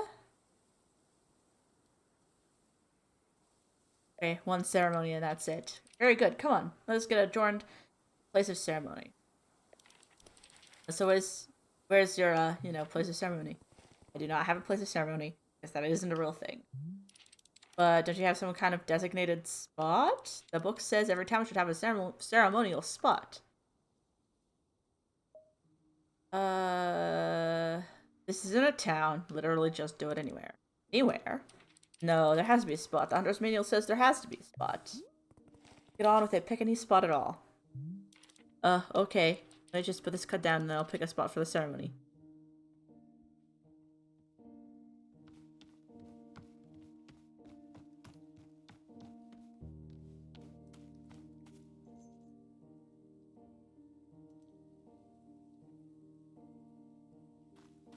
Hey you. What you doing back? Ahoy, bringer of the tea, I've returned from my nightly adventures. Hey Gerald, back so soon? Soon? What are you talking about? I haven't been here in days. What? But you were here just a few minutes ago. Was I? No, I definitely remember setting up camp 3 times. In fact, take a look at this. It's the adventure I got into. Yes? It's this!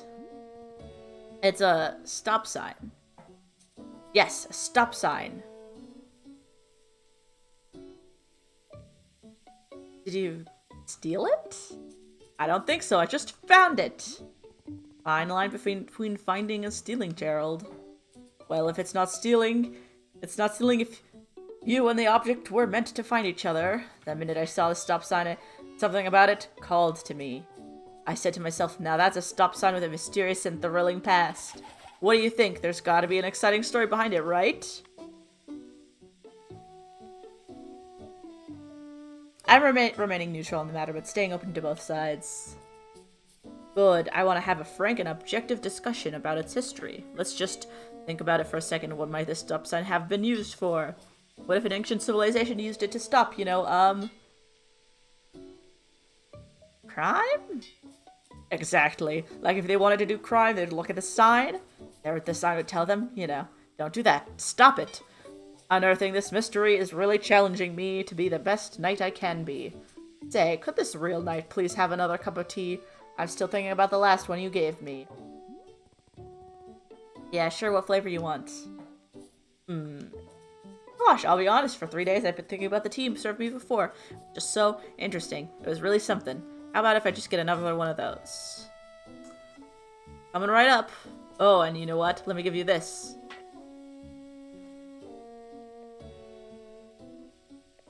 It's Timothy's favorite jam. I take it everywhere with me. Can we add some of this into the mix as well? Sure, why not? It's whatever I made you last time plus this jam? Heck yeah, love it. While you're making that, I'll be investigating the origins of this stop sign. Gerald the Knight is on the case! Okay, coolio.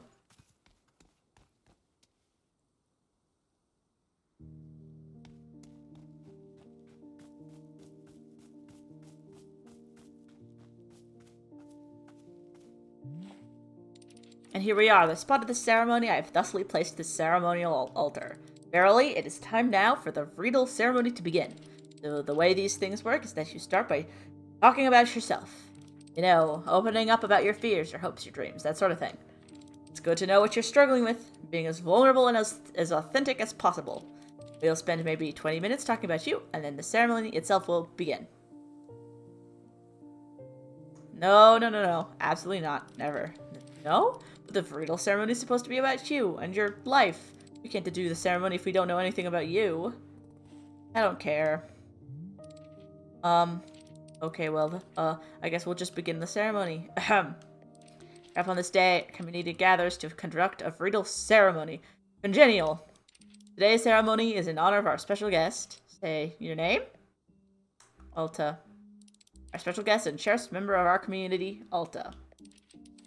Specifically, her journey with, and so our community has gathered to assist her with that. Sure you don't want to say something? Yeah, sure, why not? Oh, Alta would like to say something? Please, go ahead. I rule, and you all suck. That's it.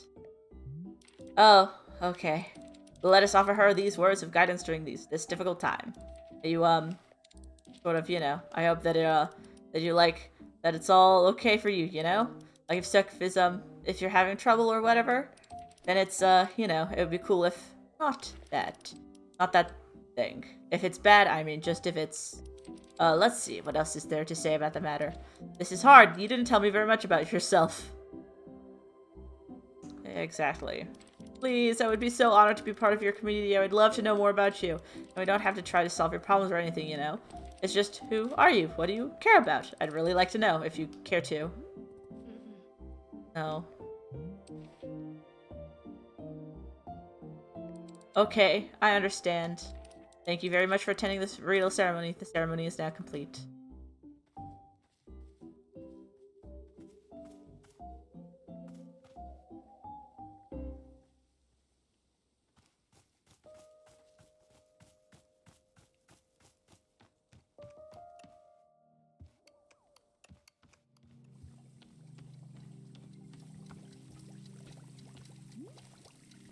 Boro, remember that knight who left the shop a little while ago? Gerald? He came back. Already? How nice for him. The thing is, he claims he's been gone for days. How is that possible? Ah, yes, Boro has noticed this phenomenon as well. Very strange, no? It seems that time is moving faster in the forest than it does in the clearing. It means you can run off into the forest and your tea will still be hot when you return.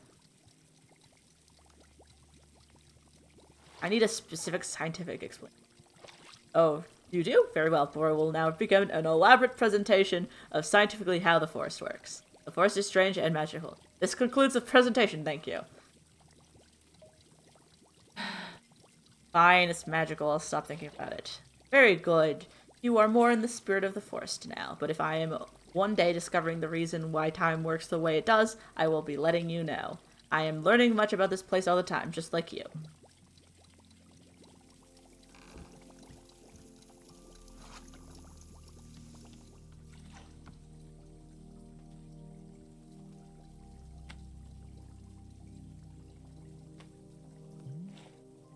Hiya, so, I had a thought. Would you mind if we did another Friedel ceremony? Again? Well, I realized that I did a poor job last time. I put you completely on the spot. Demon hunters are supposed to lead by example. We're supposed to guide and uplift. It was rude of me to expect you to open up first. I'm sorry. So what if I did another ceremony? And this time I'll talk about myself instead?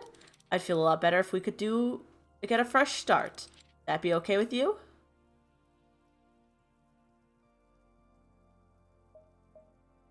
Fine. Great, just like last time, I'll need another Riedel tea. But, do you happen to have any mint flavor that you can add to it? I just really like mint. The mint would probably help calm a bit of my public speaking nerves. Sure, Riedel tea with mint flavor. Thank you!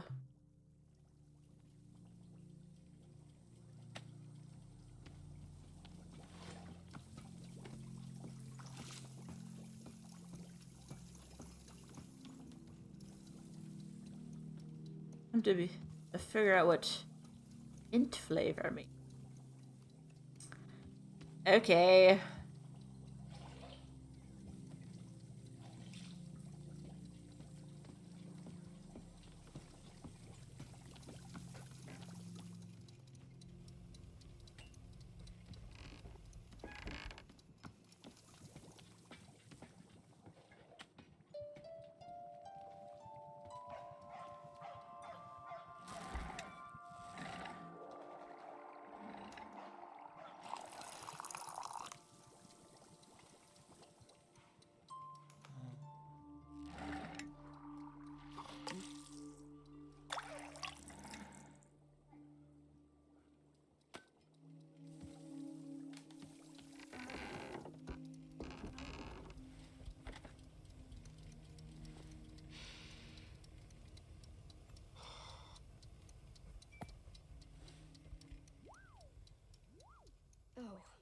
gross.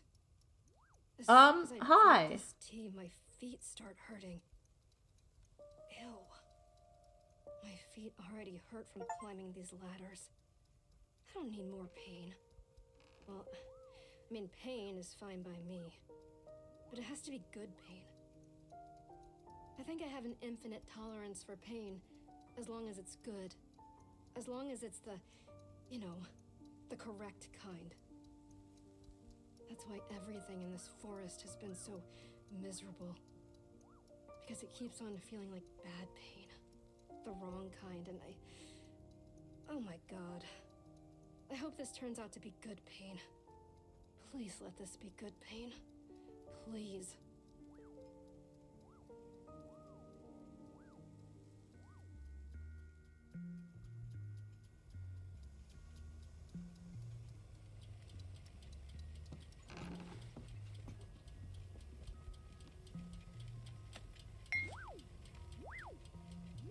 Oh.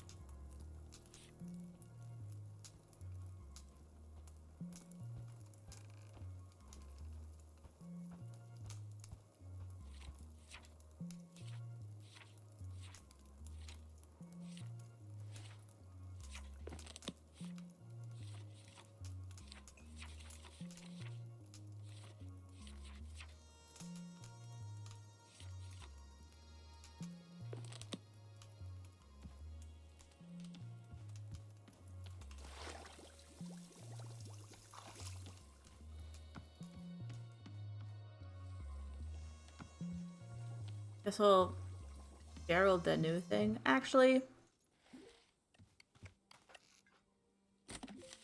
Howdy, book lovers. This is Book My Mail Club reporting in. This month we're reading The Edge of a Bullet, which follows the exploits of everyone's favorite toughest nails international super spy, Dirk Warhard. Will Dirk's charm and good looks get him through yet another dangerous mission? Only one way to find out. Until next time. Oh, by the way, if you are still here, Tim Watson, hello, hi. Sorry, I did not see your chat. And then a cutscene happened. Oh, I dropped my broom. Alright, let's read this. Edge of a Bullet. Another typical day for Dirk Warhard. Dirk Warhard had been undercover for 13 weeks.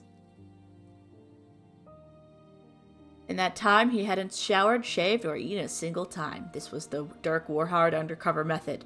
The Dirk Warhard undercover method was living hell for initial 4 weeks, but on week 5, without fail, his body would begin to buzz with a feverish euphoria. A rigorous alertness that gave him the edge he needed to succeed. Because of the adrenaline it produced, he also hadn't slept in a month. His skull vibrated with a cocktail blend of indiscriminate rage and unquenchable passion for justice. Time to get to work. Dirk Warhard's undercover persona was of Bobby Briggleston, billionaire playboy heir to the Briggleston family media empire. In fact, Dirk Warhard was himself a billionaire playboy, much wealthier than his undercover persona, but he could play any role if it meant getting the job done. A wealthy local socialite was hosting a charity gala in her mansion home, which Dirk Warhard had been instructed to infiltrate. His limousine pulled into the mansion driveway around midday. As he stepped out of the limo, the sun shone brightly into his eyes. Dirk Warhard hated the sun more than he hated anything in the world. He had been told many times to stop looking directly into the sun, but to turn his back to an enemy was cowardice he could never forgive. Pulsing with rage from the Dirk Warhard undercover method, Dirk Warhard pulled a pistol from his tuxedo jacket and fired 10 rounds directly into the heart of the sun. Case closed. He holstered the pistol and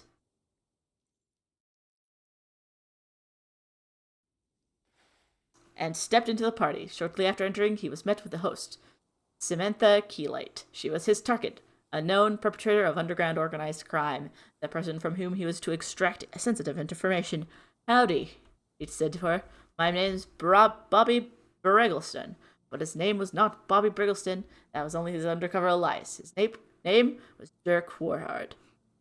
Dirk Warhard thought to himself, I'm Dirk Warhard, and then continued the conversation. Mr. Briggleston, it is a pleasure of pleasures to finally meet you, exclaimed Samantha Keybright. I've heard so much about you from our mutual friend. Mutual friend she spoke of was Dirk Warhard's handler, who briefed him on every mission. Dirk Warhard did not know this man's name, because Dirk Warhard disliked learning names. The only name he knew for certain was Dirk Warhard, and even that one was written on a card in his wallet for emergencies. A man in a servant's outfit approached him with a tray of shrimp cocktails. Au revoir? Hors d'oeuvres? The sight of food thrilled and angered Dirk Warhard. Hunger raged in his stomach, but he couldn't risk the mission. He stepped very close to the man holding the tray and subtly pressed his pistol into the man's sternum. You will remove the food immediately, and you'll never show your face in this city again.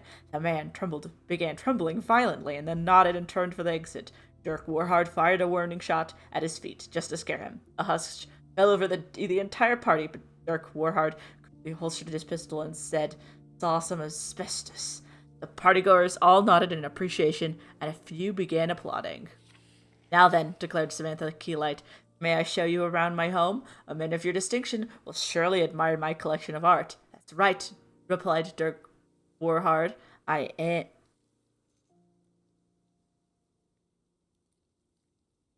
am a man. And he was.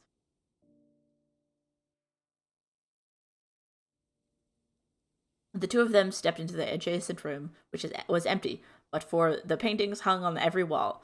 Don Van Dorsens, mostly, said Samantha Keelite, though some on the far wall are by Farriot. Do you have a favorite artist, Mr. Briggleston? Only one name that Dirk Warhard truly knew, he replied. Dirk Warhard. Several of the paintings looked to Dirk Warhard like food to express the anger it aroused at him. He tore one of the paintings clean in half. Asbestos, he explained. Mr. Briggleston, said Samantha, I did not invite you here to simply admire my art collection, nor rid my home of asbestos. In fact, there's one particular piece of art that I wish to show you that I think you will find very interesting. Dirk Warhard responded well to this statement because he liked it when people gave him things that interested him. Samantha Keelite pulled a small parcel from her shelf and then turned toward Dirk Warhard. But the parcel was not a piece of art, it was a gun. She pointed the gun at him. That's right, I know exactly who you really are, Dirk Warhard. Dirk Warhard quietly retrieved his wallet and checked the card inside. She was correct. Didn't think you fooled me with this Bobby Briggleston nonsense, did you? I know your scummy face anywhere. Samantha Keelite fixed the gun on his temple. Tell me who sent you, or the next piece to hang on my wall will be your brains. Time slowed to a crawl. Dirk Warhard played through every possible outcome of the situation in his head, tactically assessing thousands of different strategic maneuvers. His mind raced with the efficiency of a cheetah nailed to a missile. After a mere half a second, which to Dirk Warhard felt like hours, the only strategy with even a glimmer of hope was clear to him. Well, snarled Samantha Keelite, what's it going to be? Are you going to start talking, or do I have to? Samantha Keelite exploded. Blood and it splattered across every inch of the room, drenching the various works of art and substantially lowering their value at auction. Dirk Warhard wiped a finger from his eyes. Weeks ago, he had secretly planted a bomb inside Samantha Keelite, triggered by a switch inside the ring on his left hand. This was one of Dirk Warhard's signature techniques that had saved him dozens of times. He stepped over to where he vaguely recalled she had been, standing and adjusting his shirt cuffs, and said, What you didn't know is, I'm actually Dirk Warhard. Then pulled out his pistol and said it again while holding his pistol, which he decided was cooler. He repeated it while firing the gun several times. That felt coolest of all. Dirk Warhard still had no idea what role Samantha Keelite played in the perpetration of organized crime, but it wasn't his job to know things. The less Dirk Warhard knew, the more quickly he completed each mission, and this one had been done in record time. He pressed the mechanical implant on his neck to inform his handler that the mission was a success. Dirk Warhard stepped back into the party, where guests were in a panic over the sound of the explosion and gunshots. They turned and froze as he entered in the room. Dripping with Samantha Keelite, Dirk Warhard strode confidently towards the nearest servant holding a tray, grabbed his shrimp cocktail, and stuffed it into his mouth with beastly vigor. Someone in the crowd yelled, "Oh my god, it's Dirk Warhard!" Dirk Warhard attempted to yell, "What you didn't know is, I'm actually Dirk Warhard," but his mouth was too full of shrimp, so instead he just fired his gun into the air several times. The partygoers began cheering and making out with each other. Then the president emerged from the crowd. "Dirk Warhard," said the president, "you've saved us once again. I award you $10,000 cash." The crowd cheered again, and Dirk Warhard still couldn't speak, so he kept firing his gun. One of his bullets accidentally hit the president, who gave the thumbs up as he bled out, grateful to have been killed by the famous Dirk Warhard. But the president's death didn't bother Dirk Warhard, who knew that there would always be another president. There would never be another Dirk Warhard. Stuffed another shrimp into his mouth, then crowd surfed his way back to the limo as he yelled his famous catchphrase, "Nobody survives Dirk Warhard." Just as cold as the shrimp. It was just another typical day for Dirk Warhard.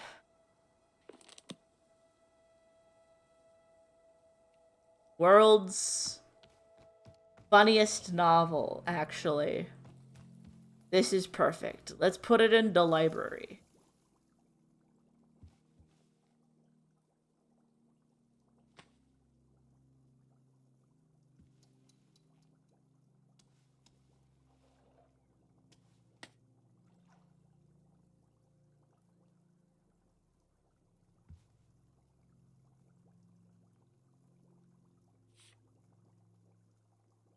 So you've decided you wanted to learn more about planting and gardening. Wonderful. It's a decision you will very rarely regret as you turn these pages. Discover the many beautiful and interesting secrets of planting. All hybrid.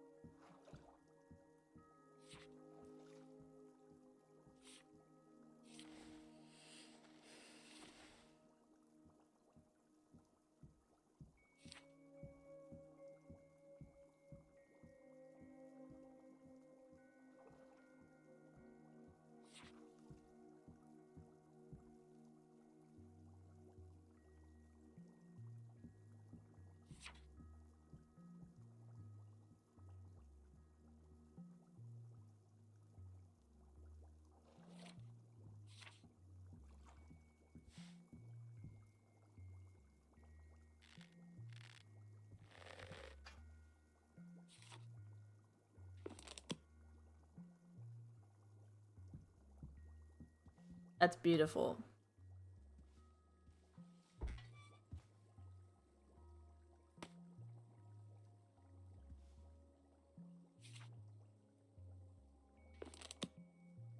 Interesting. However, I already knew those things.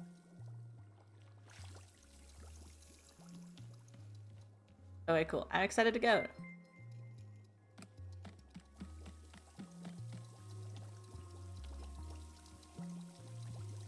Thank you for following Emma Dorothy. Emma Dorothy.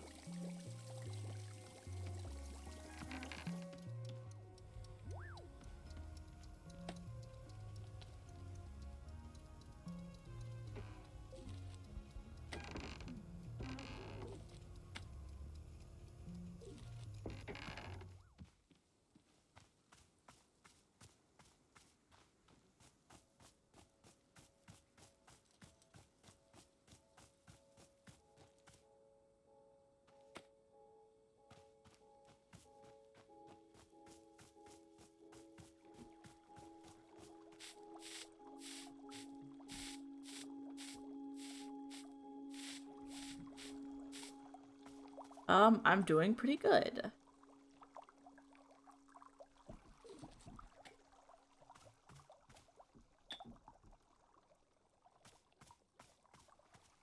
I'm currently trying my best to enjoy this game, and I'm enjoying it very much.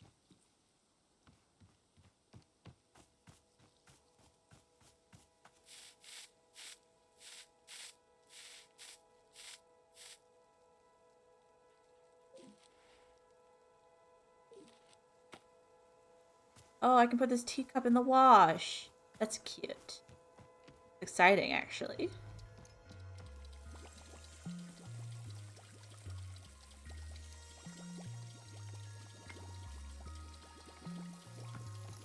That is very beautiful.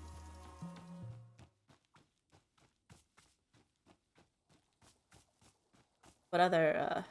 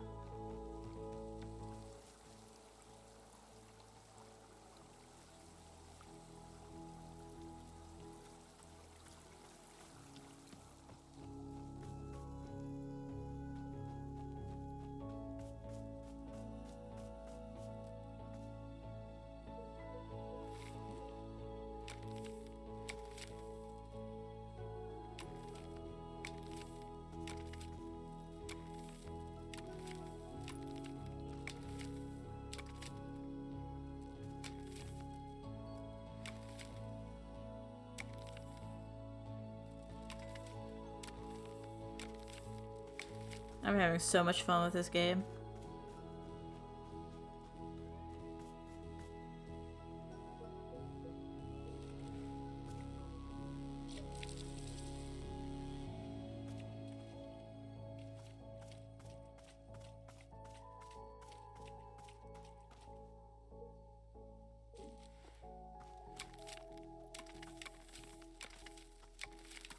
Sorry.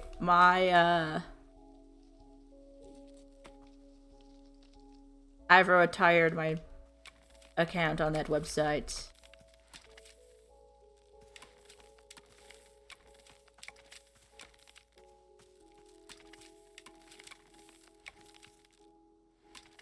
But you're welcome to stay and talk and stuff.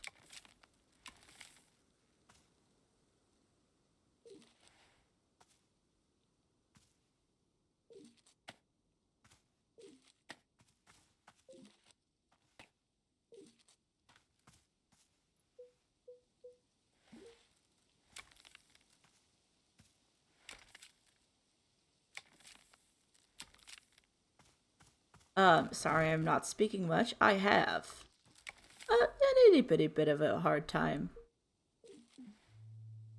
Uh, Holding conversations. Which it's not a big deal. I adore it.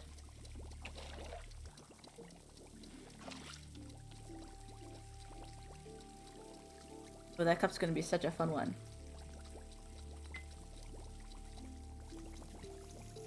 Okay, let's get that night guy his tea.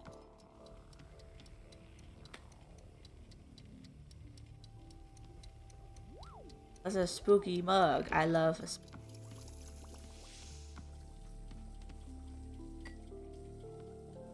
have everything for that guy. Back. Okay. I fill.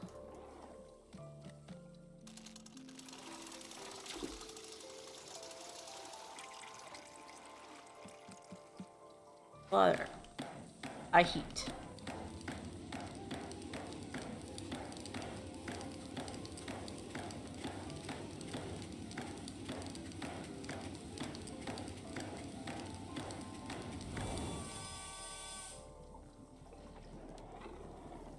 I get the water into the container.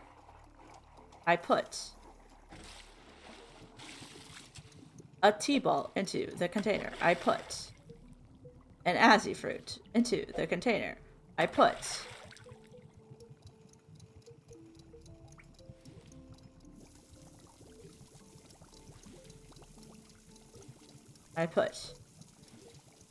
jam into the tea.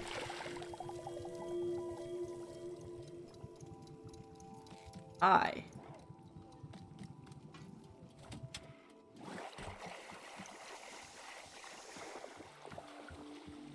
put the tea here. I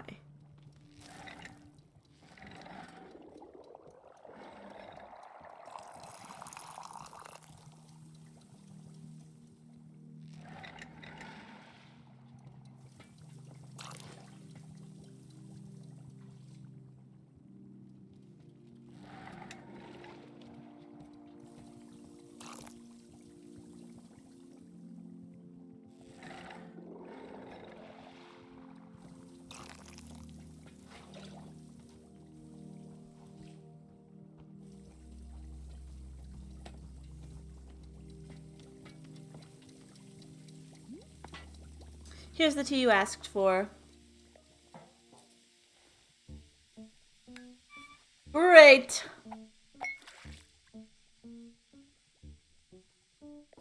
Whoa, this is exactly what I had the last time. And I can taste the jam, too. So cool. You made it exactly the way I asked. That's great. Wow, you're so cool. You're the coolest. I bet Timothy would think you're the coolest person alive.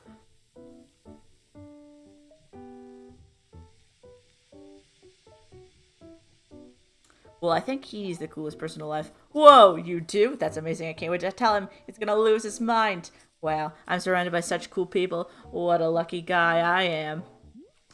How's the stop sign investigation going? I will be honest, it isn't doing great. I was hoping to find some hints of alien civilization around here, but it's just like nature stuff.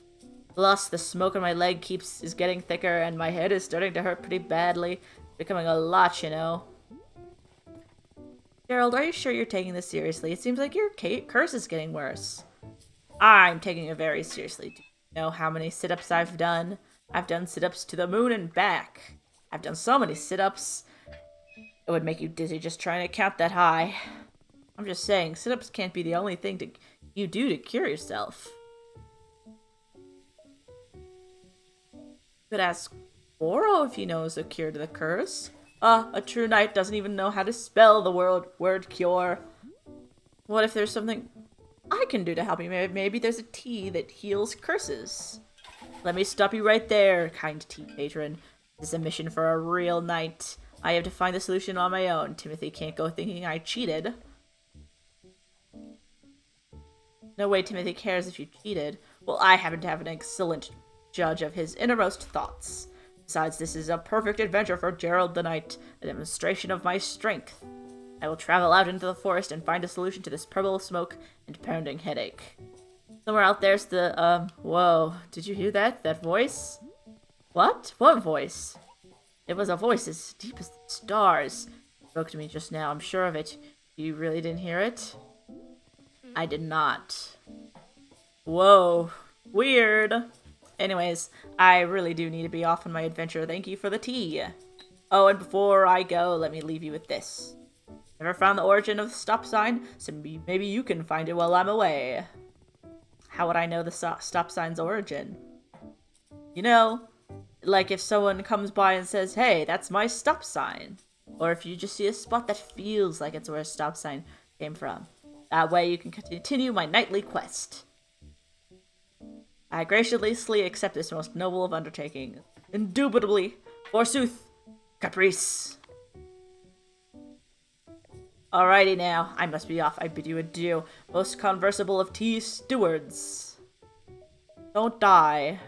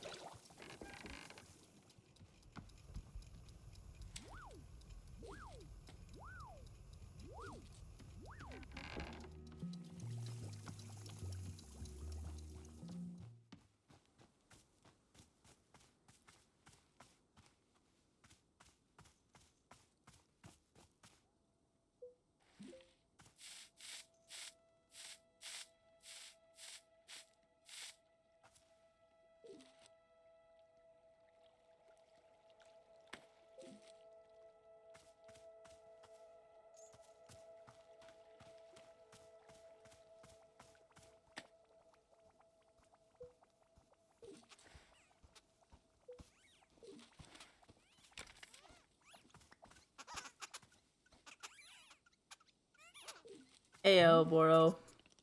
Good day, miss. Happy Wanderstopping to you. Hi, Ariana Thomas. I am seeing chats. Thank you for following. I am simply so engrossed in this game. I've been doing pretty good. What about you? Good day, miss. Happy Wanderstopping to you. And to you?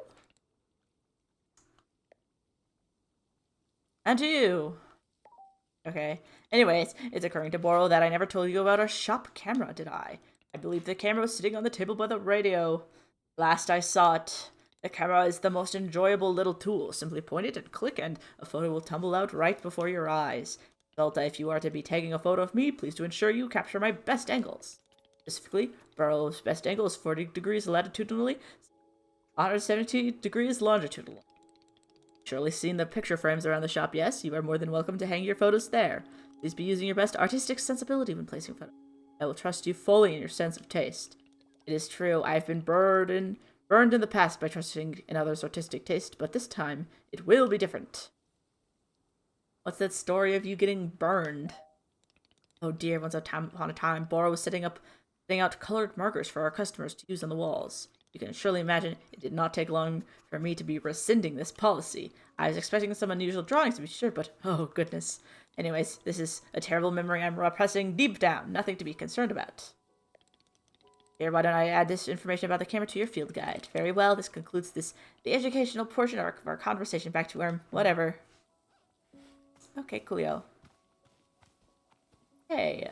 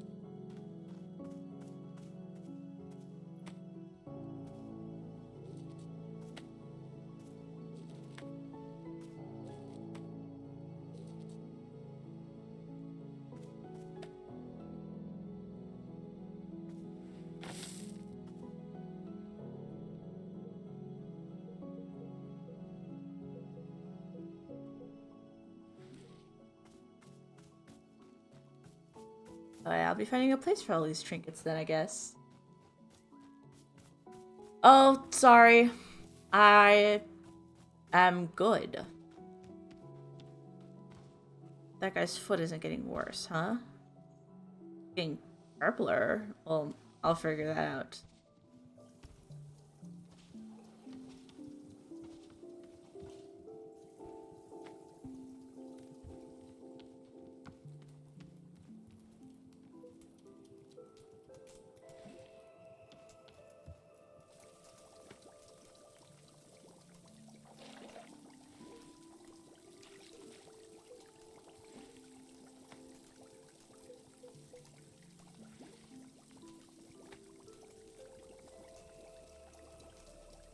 Wish I could rotate that one. Nice.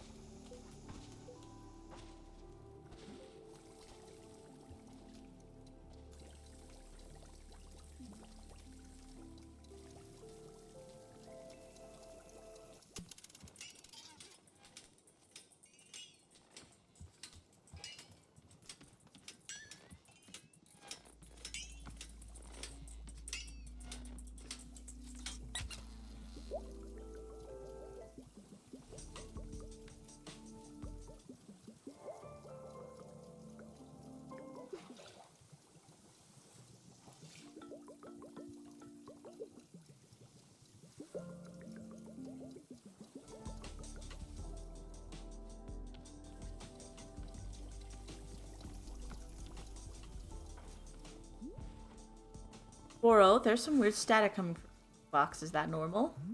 Oh goodness, you're discovering the finicky nature of our shop radio. Always breaking the radio is, yes, it's quite an old machine that is at this point. See, the dial may be getting stuck on certain unfortunate frequencies. Using static, if you hear the static, you adjust the dial back to a more normal sounding frequency. Or, if you don't wish to hear the radio at all, you can set the dial to mute. That way it will simply be the gentle music of nature itself flowing into our shop. Or I'll be requesting for a person to come fix the radio one of these days? Perhaps. Although I will say I'm starting to become quite used to it, fond of the imperfections even. Yes, there are even days where I will be letting hours pass me by in a delirious fog of perpetual static noise. Of course, perhaps constant static is not Miss Alta's liking, so I will let you reset the radio whenever you like.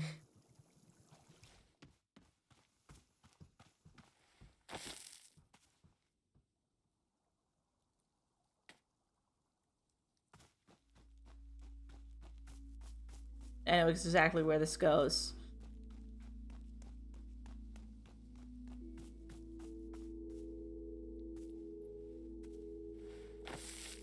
No one's touching my sword. Okay, except for me. When I'm ready. But no one else is. Got it? Alright.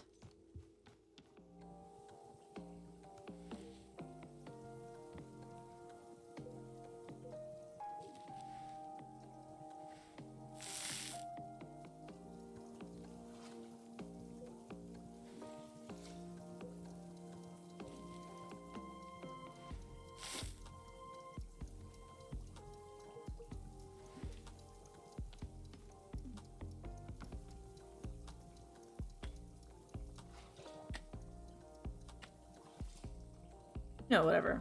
It'll live.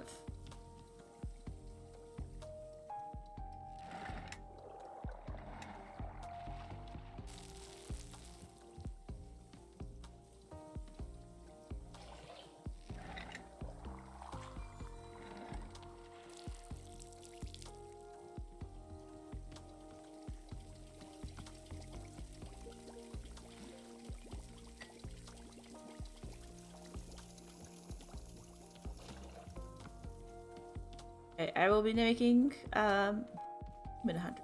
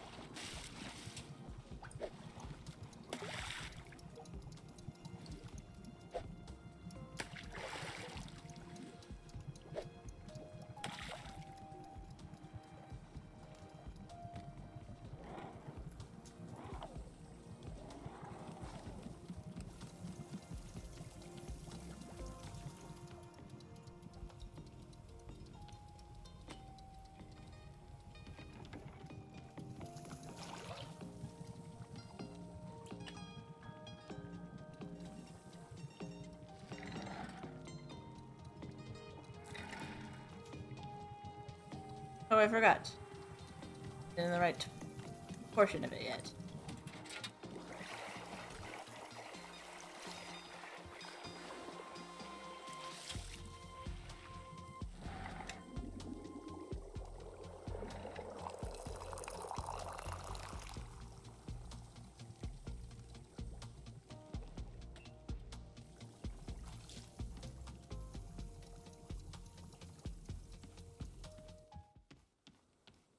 Here you go. Aw, thank you so much.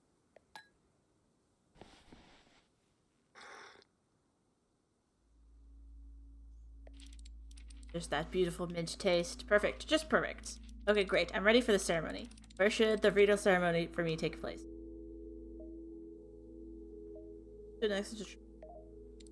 Great. I'll put my cup away and meet you over there.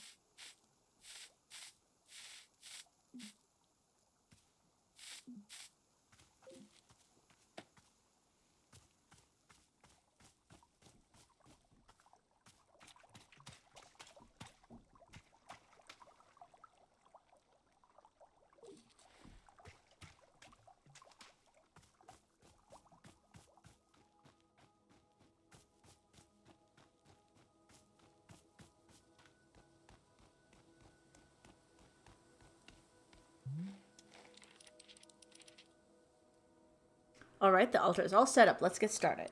Ahem. Here upon this day, our community gathers to conduct a ritual ceremony congenial. Today's ceremony is in honor of our special guest, me. Hi. I'm the demon hunter who aids and assists with the needs of this community. Hold on, what's your actual name? Oh, well, we're actually not supposed to use names when we're on quests. According to the Hunter's Manual, the use of one's real name can be seen as a sign of egotism and self-absorption. It is better to be seen only as a demon hunter in service of the community, no more, no less. So yeah, sorry. That's a stupid rule. Oh, I'm sorry. It's just that I'm really supposed to do what the book tells me to do. Anyway, where was I? Oh yes. I'm a member of the Order of the Demon Hunter Society, more than 6,000 years old. Wow, so old. Hang on a sec, when are you going to start killing demons? I want to watch a demon die.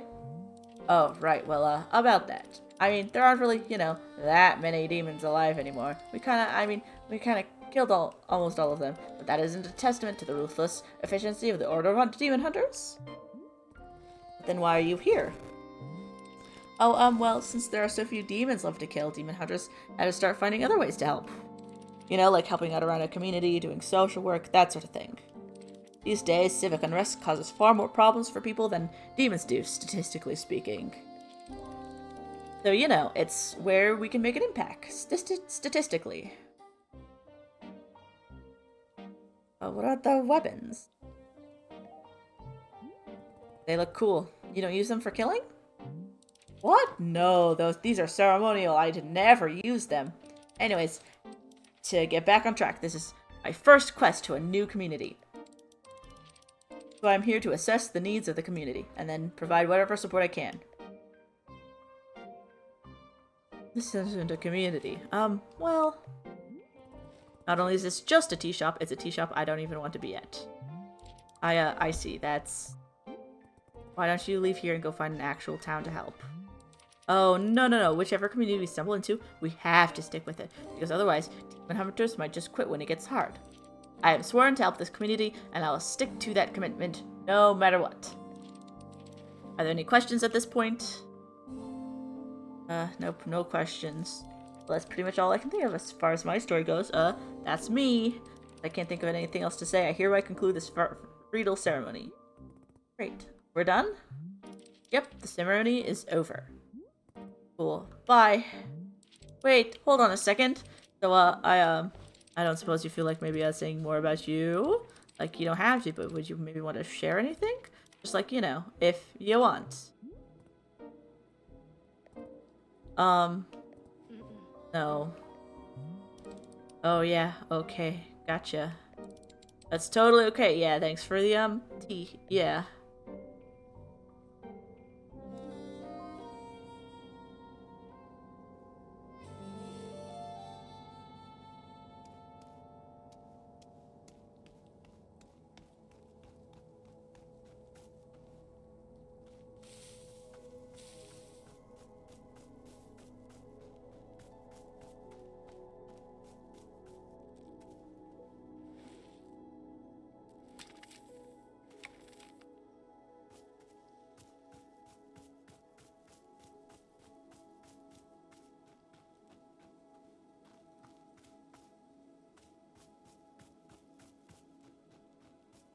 Okay.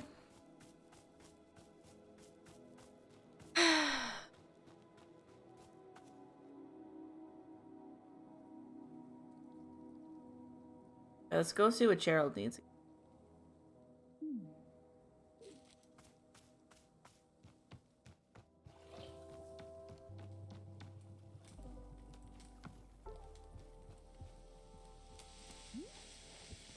Hi, Gerald. How's your curse going? Wandering endlessly. The fog has wafted and waned.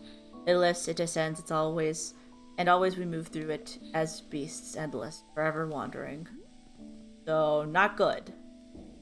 We are the becoming, we are the pain of becoming. We are forever. Do you remember me? Do you remember the shop? I remember life itself splitting at the seams. I remember the fire. I remember being bathed in silk tossed from the wolf's cradle. Remember Timothy? Timothy. You proud? Are you proud of your dad? He loves you. Proud of you. He'll be home soon. See? Gosh, I don't really know what to do here. There isn't much to do. The undying call to purpose. Forever. Just hang in there, okay? I'm sure you'll get better. Forever. Forever.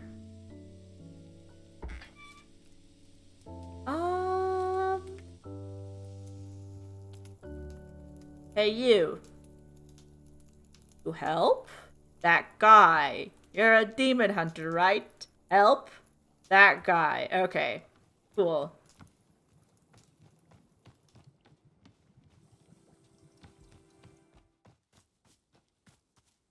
Well, I'm gonna garden.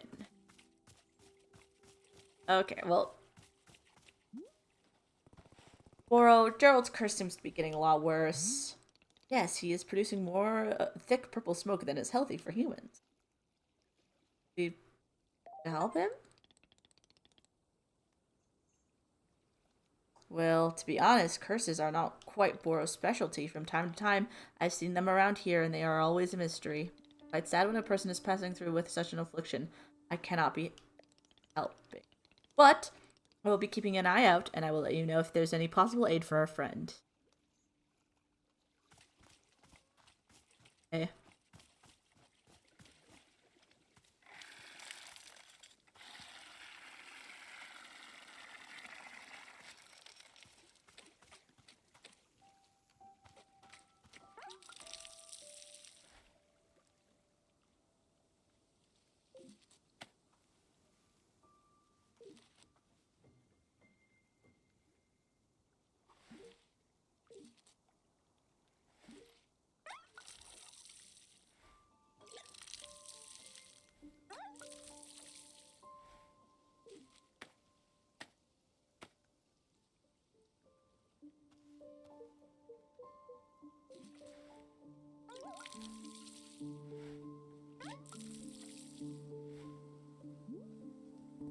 Let me guess, you want to do another ceremony? Hello? Are you okay? Something wrong? Um, I'll just check in on you later.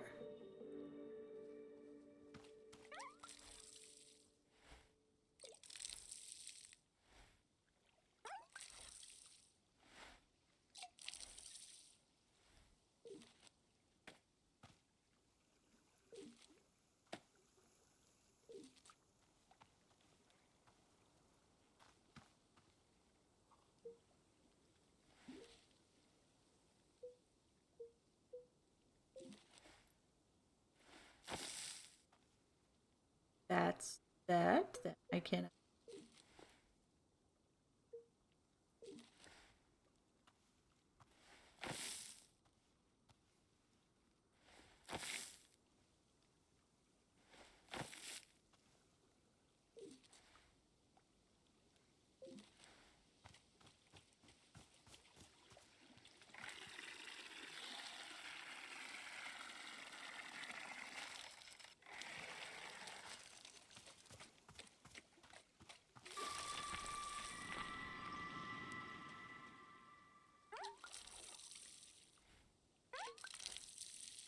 Okay.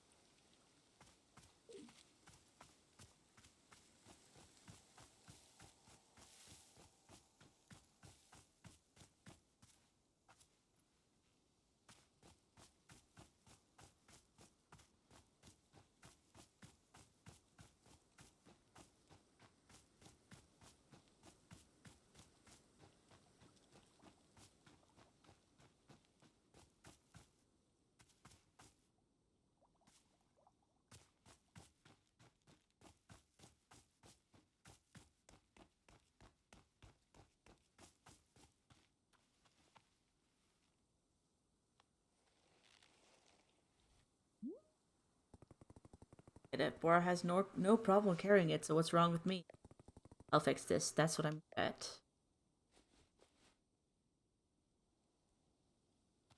Oh, the sword's as tall as you are. That's crazy.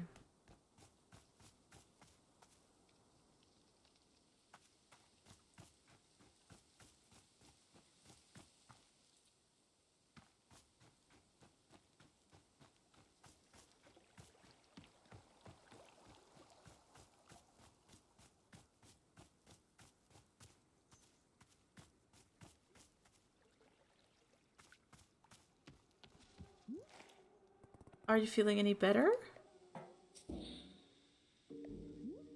Hello, Gerald? Wait, are you and Demon Hunter both not talking to me? What's going on?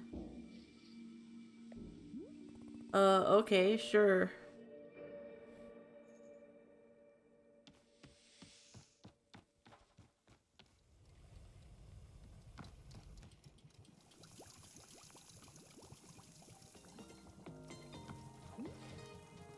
Hey, feeling any better? What's going on? Is there some reason why no one's talking anymore? You hear me? Do you know what I'm saying? Whatever.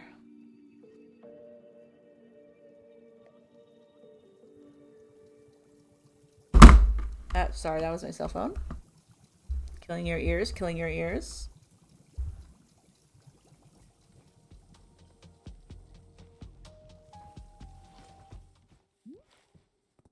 Boro, has something strange happened? Nobody's talking to me. It's like everyone has gone mute. Indeed.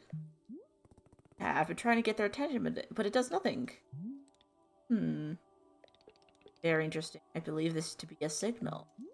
A signal? A signal of what? Here, come with me. I will show you what I'm thinking.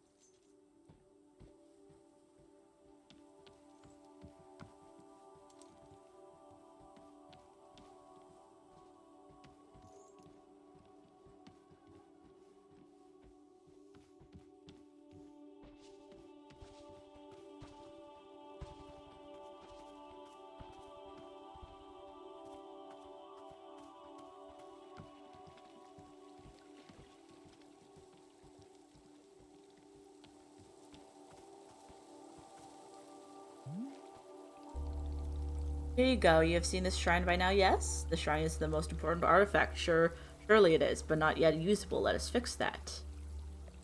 There we go. The shrine is a sacred place. It is what we turn to when we are needing new. What do you mean by something new? It is different for everybody. I cannot say what it will be for you. All it will do is point you toward the next step, whatever that may be. When you are ready for that, please take a seat in front of it. In the meantime, you may also continue to tend the shop if you wish. As long as you are our tea warrior, I'm confident Wanderstop is in good hands. I'm gonna be sweeping a bit more. Sorry. I've been avoiding sweeping for I think the human part of the tea shop was slightly more important, but if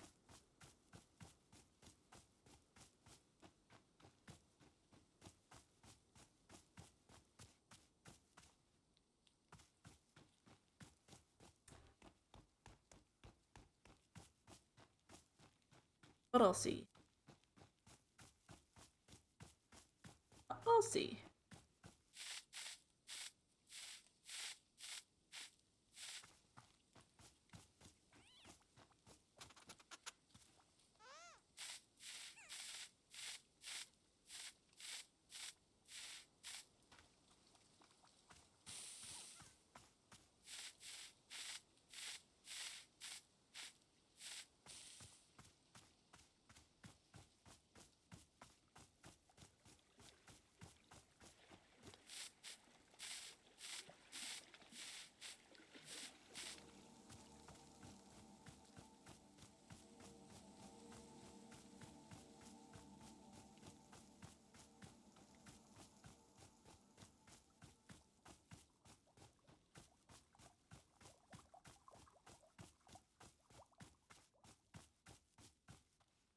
I need a cup of tea for myself.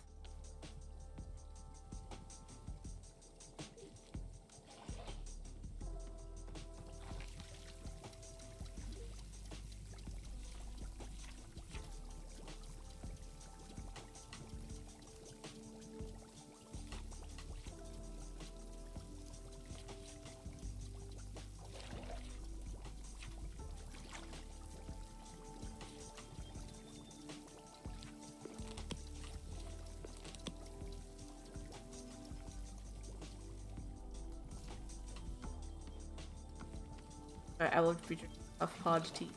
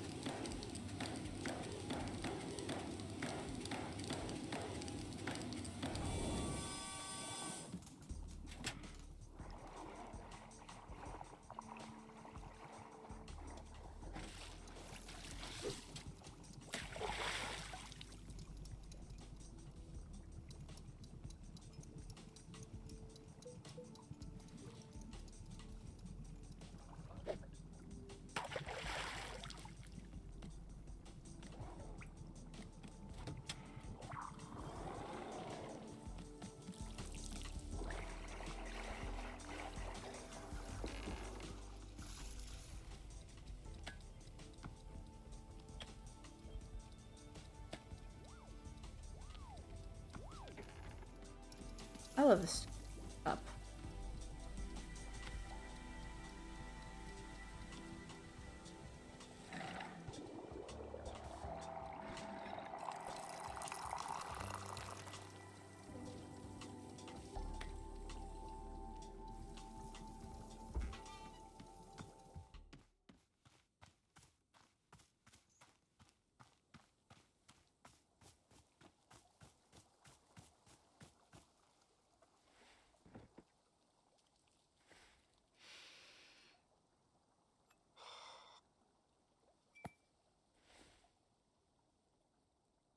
I'm drinking this tea, and these feelings are rushing into my mind. Feelings of, like, it's as though I've won a tournament. And rather than immediately going back to training like I usually do, all I want right now is to relax and celebrate a success. Just do nothing. Go back home, take it easy, do nothing. I've never wanted that before. Huh. Weird. So, like, what's the value of living that way? I mean, what do you get out of it? How do you know when it's enough? Because there's no indicator. I don't understand it. I don't see what it's worth.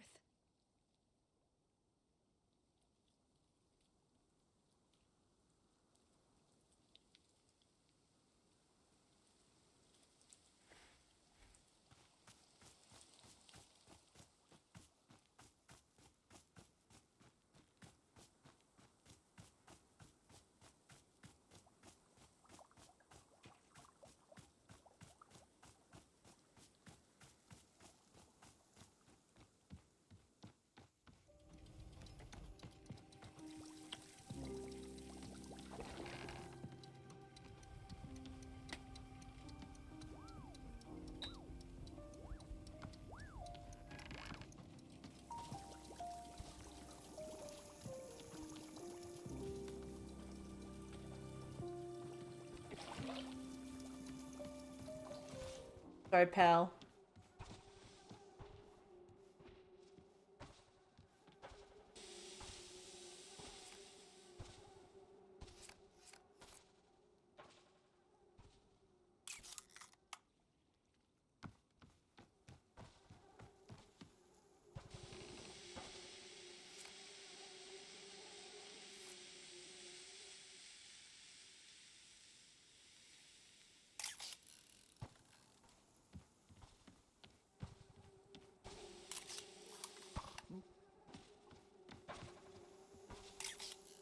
Nope, that's a bad photo. Sorry.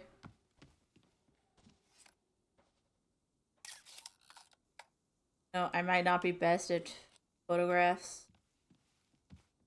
I'm, like, okay at them. No?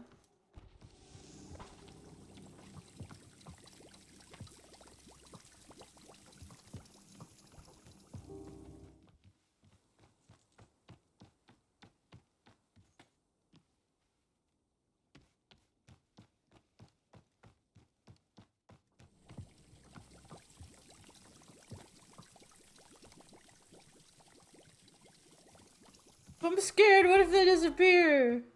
What if this is like a I don't know, a million, thousands of years are passing and they're dying and anyways, let's go move on to the next part. Wait. I would like to make some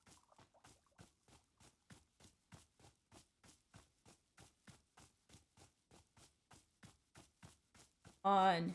Here's the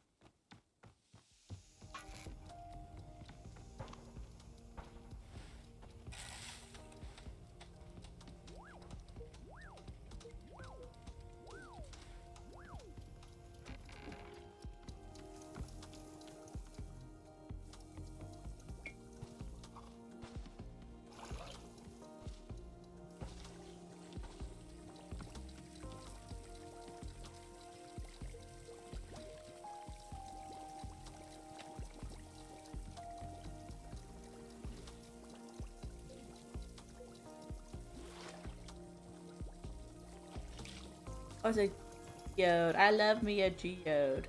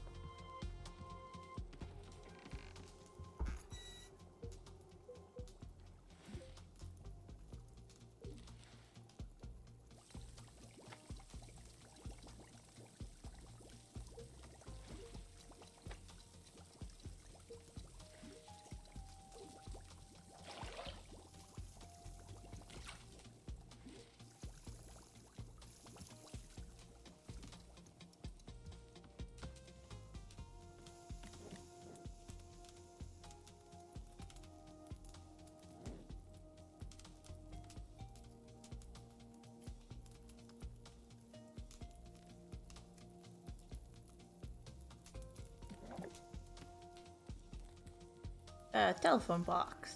Cute.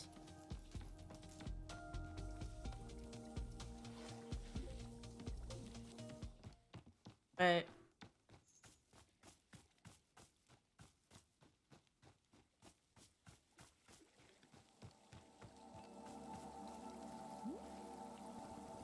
There's at the shrine. Sit down in front of it and let your mind wander. Yeah.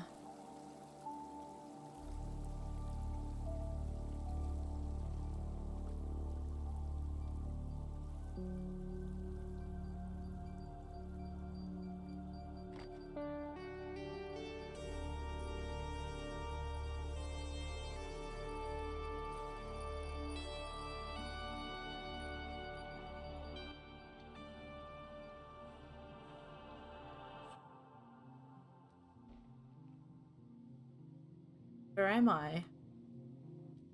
Name is... God, what's going on? Where am I?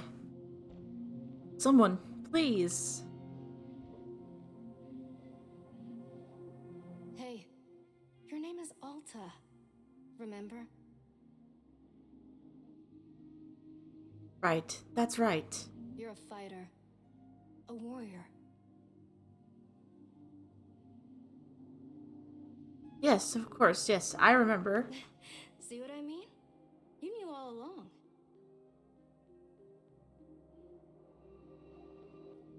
Sorry, I don't know why I forgot. It's okay. I've got you. All of this has a purpose. I promise. Do you remember what your goal is? Yes, to find Master Winters and train with her. No, not that one.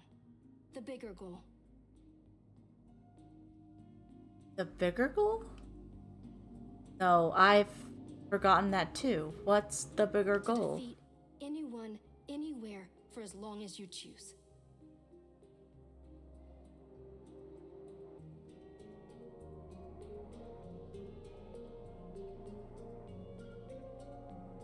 Till I've been never great No, living no, more. no.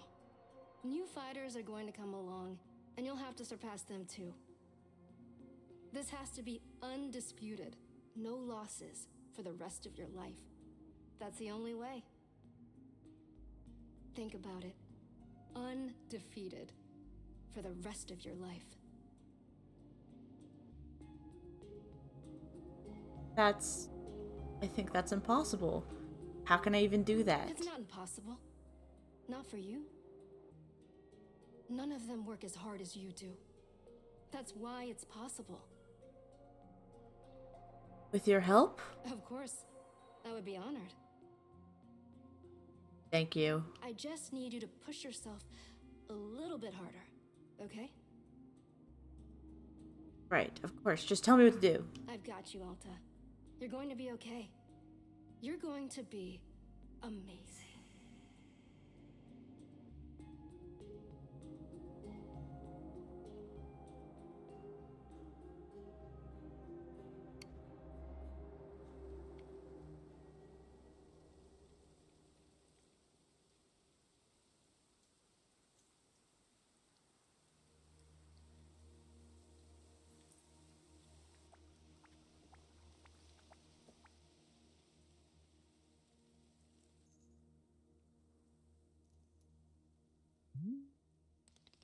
Come back, Miss.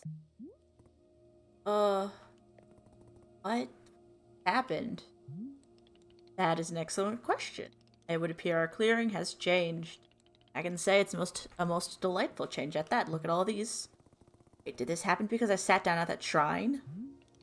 So, just as Boro promised, something new has come to pass. What about my sword? Where's my sword? Ah, it seems your sword is right where we left it, on that tree stump. Perhaps not even everything has changed. Might be best to explore the clearing and learn more. Hold on, are the plants I planted all gone? They are, yes. Oh, okay. Ah, look at this. Boro can see that a new customer is arriving. Would you care to go say hello? Perhaps she's even needing your help with something.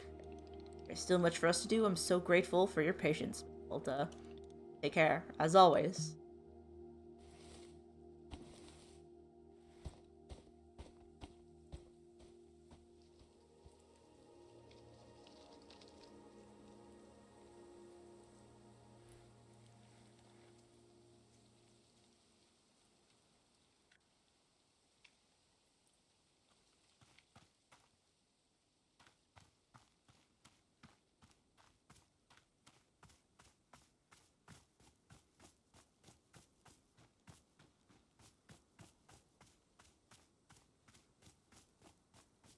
pink, except for the sky, which used to be pink, but is now orange. I know colors. Trust me. Oh, what happened? My items!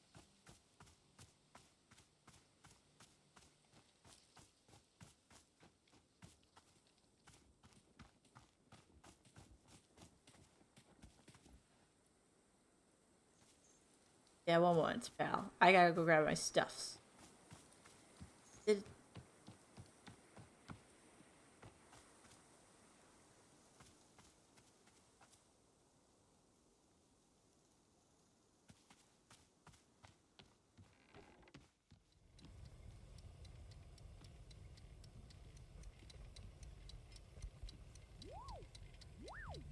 Are those different?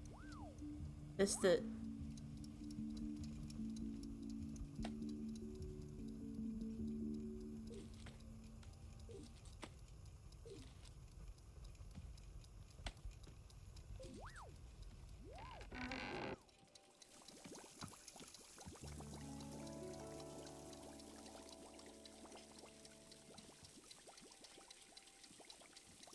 Those pictures are still there.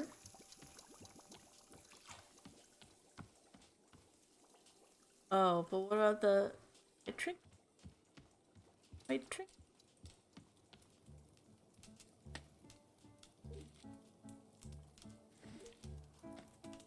That's still there. There.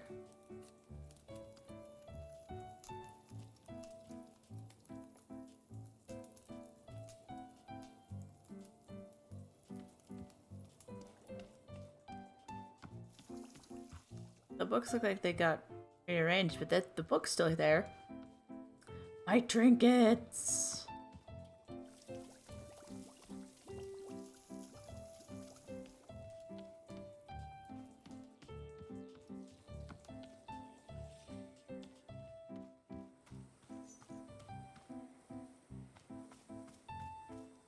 Okay.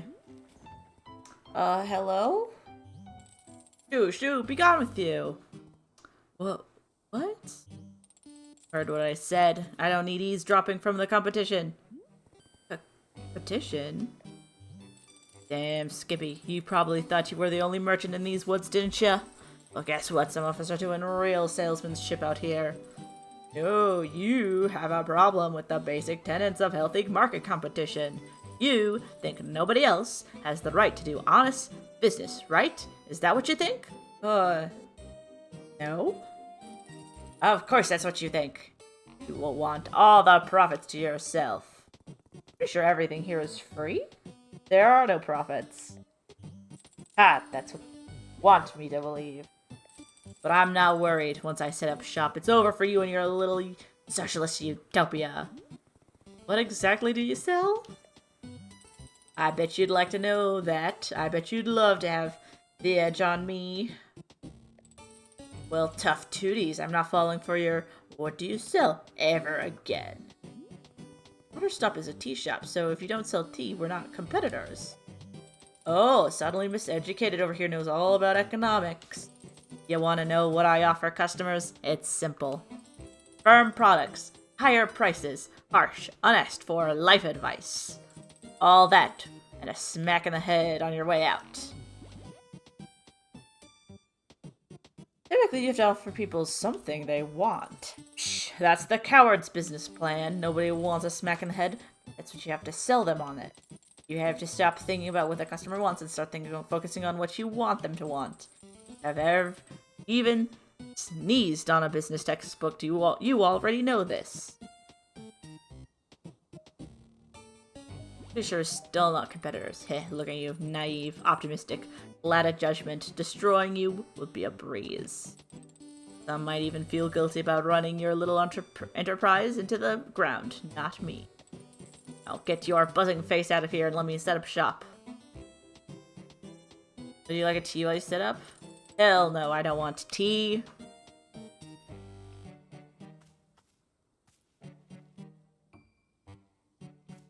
Okay.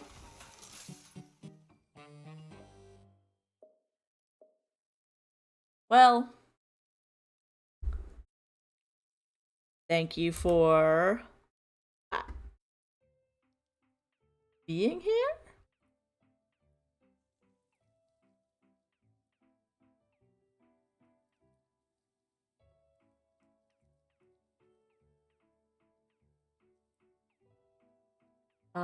It's been fun.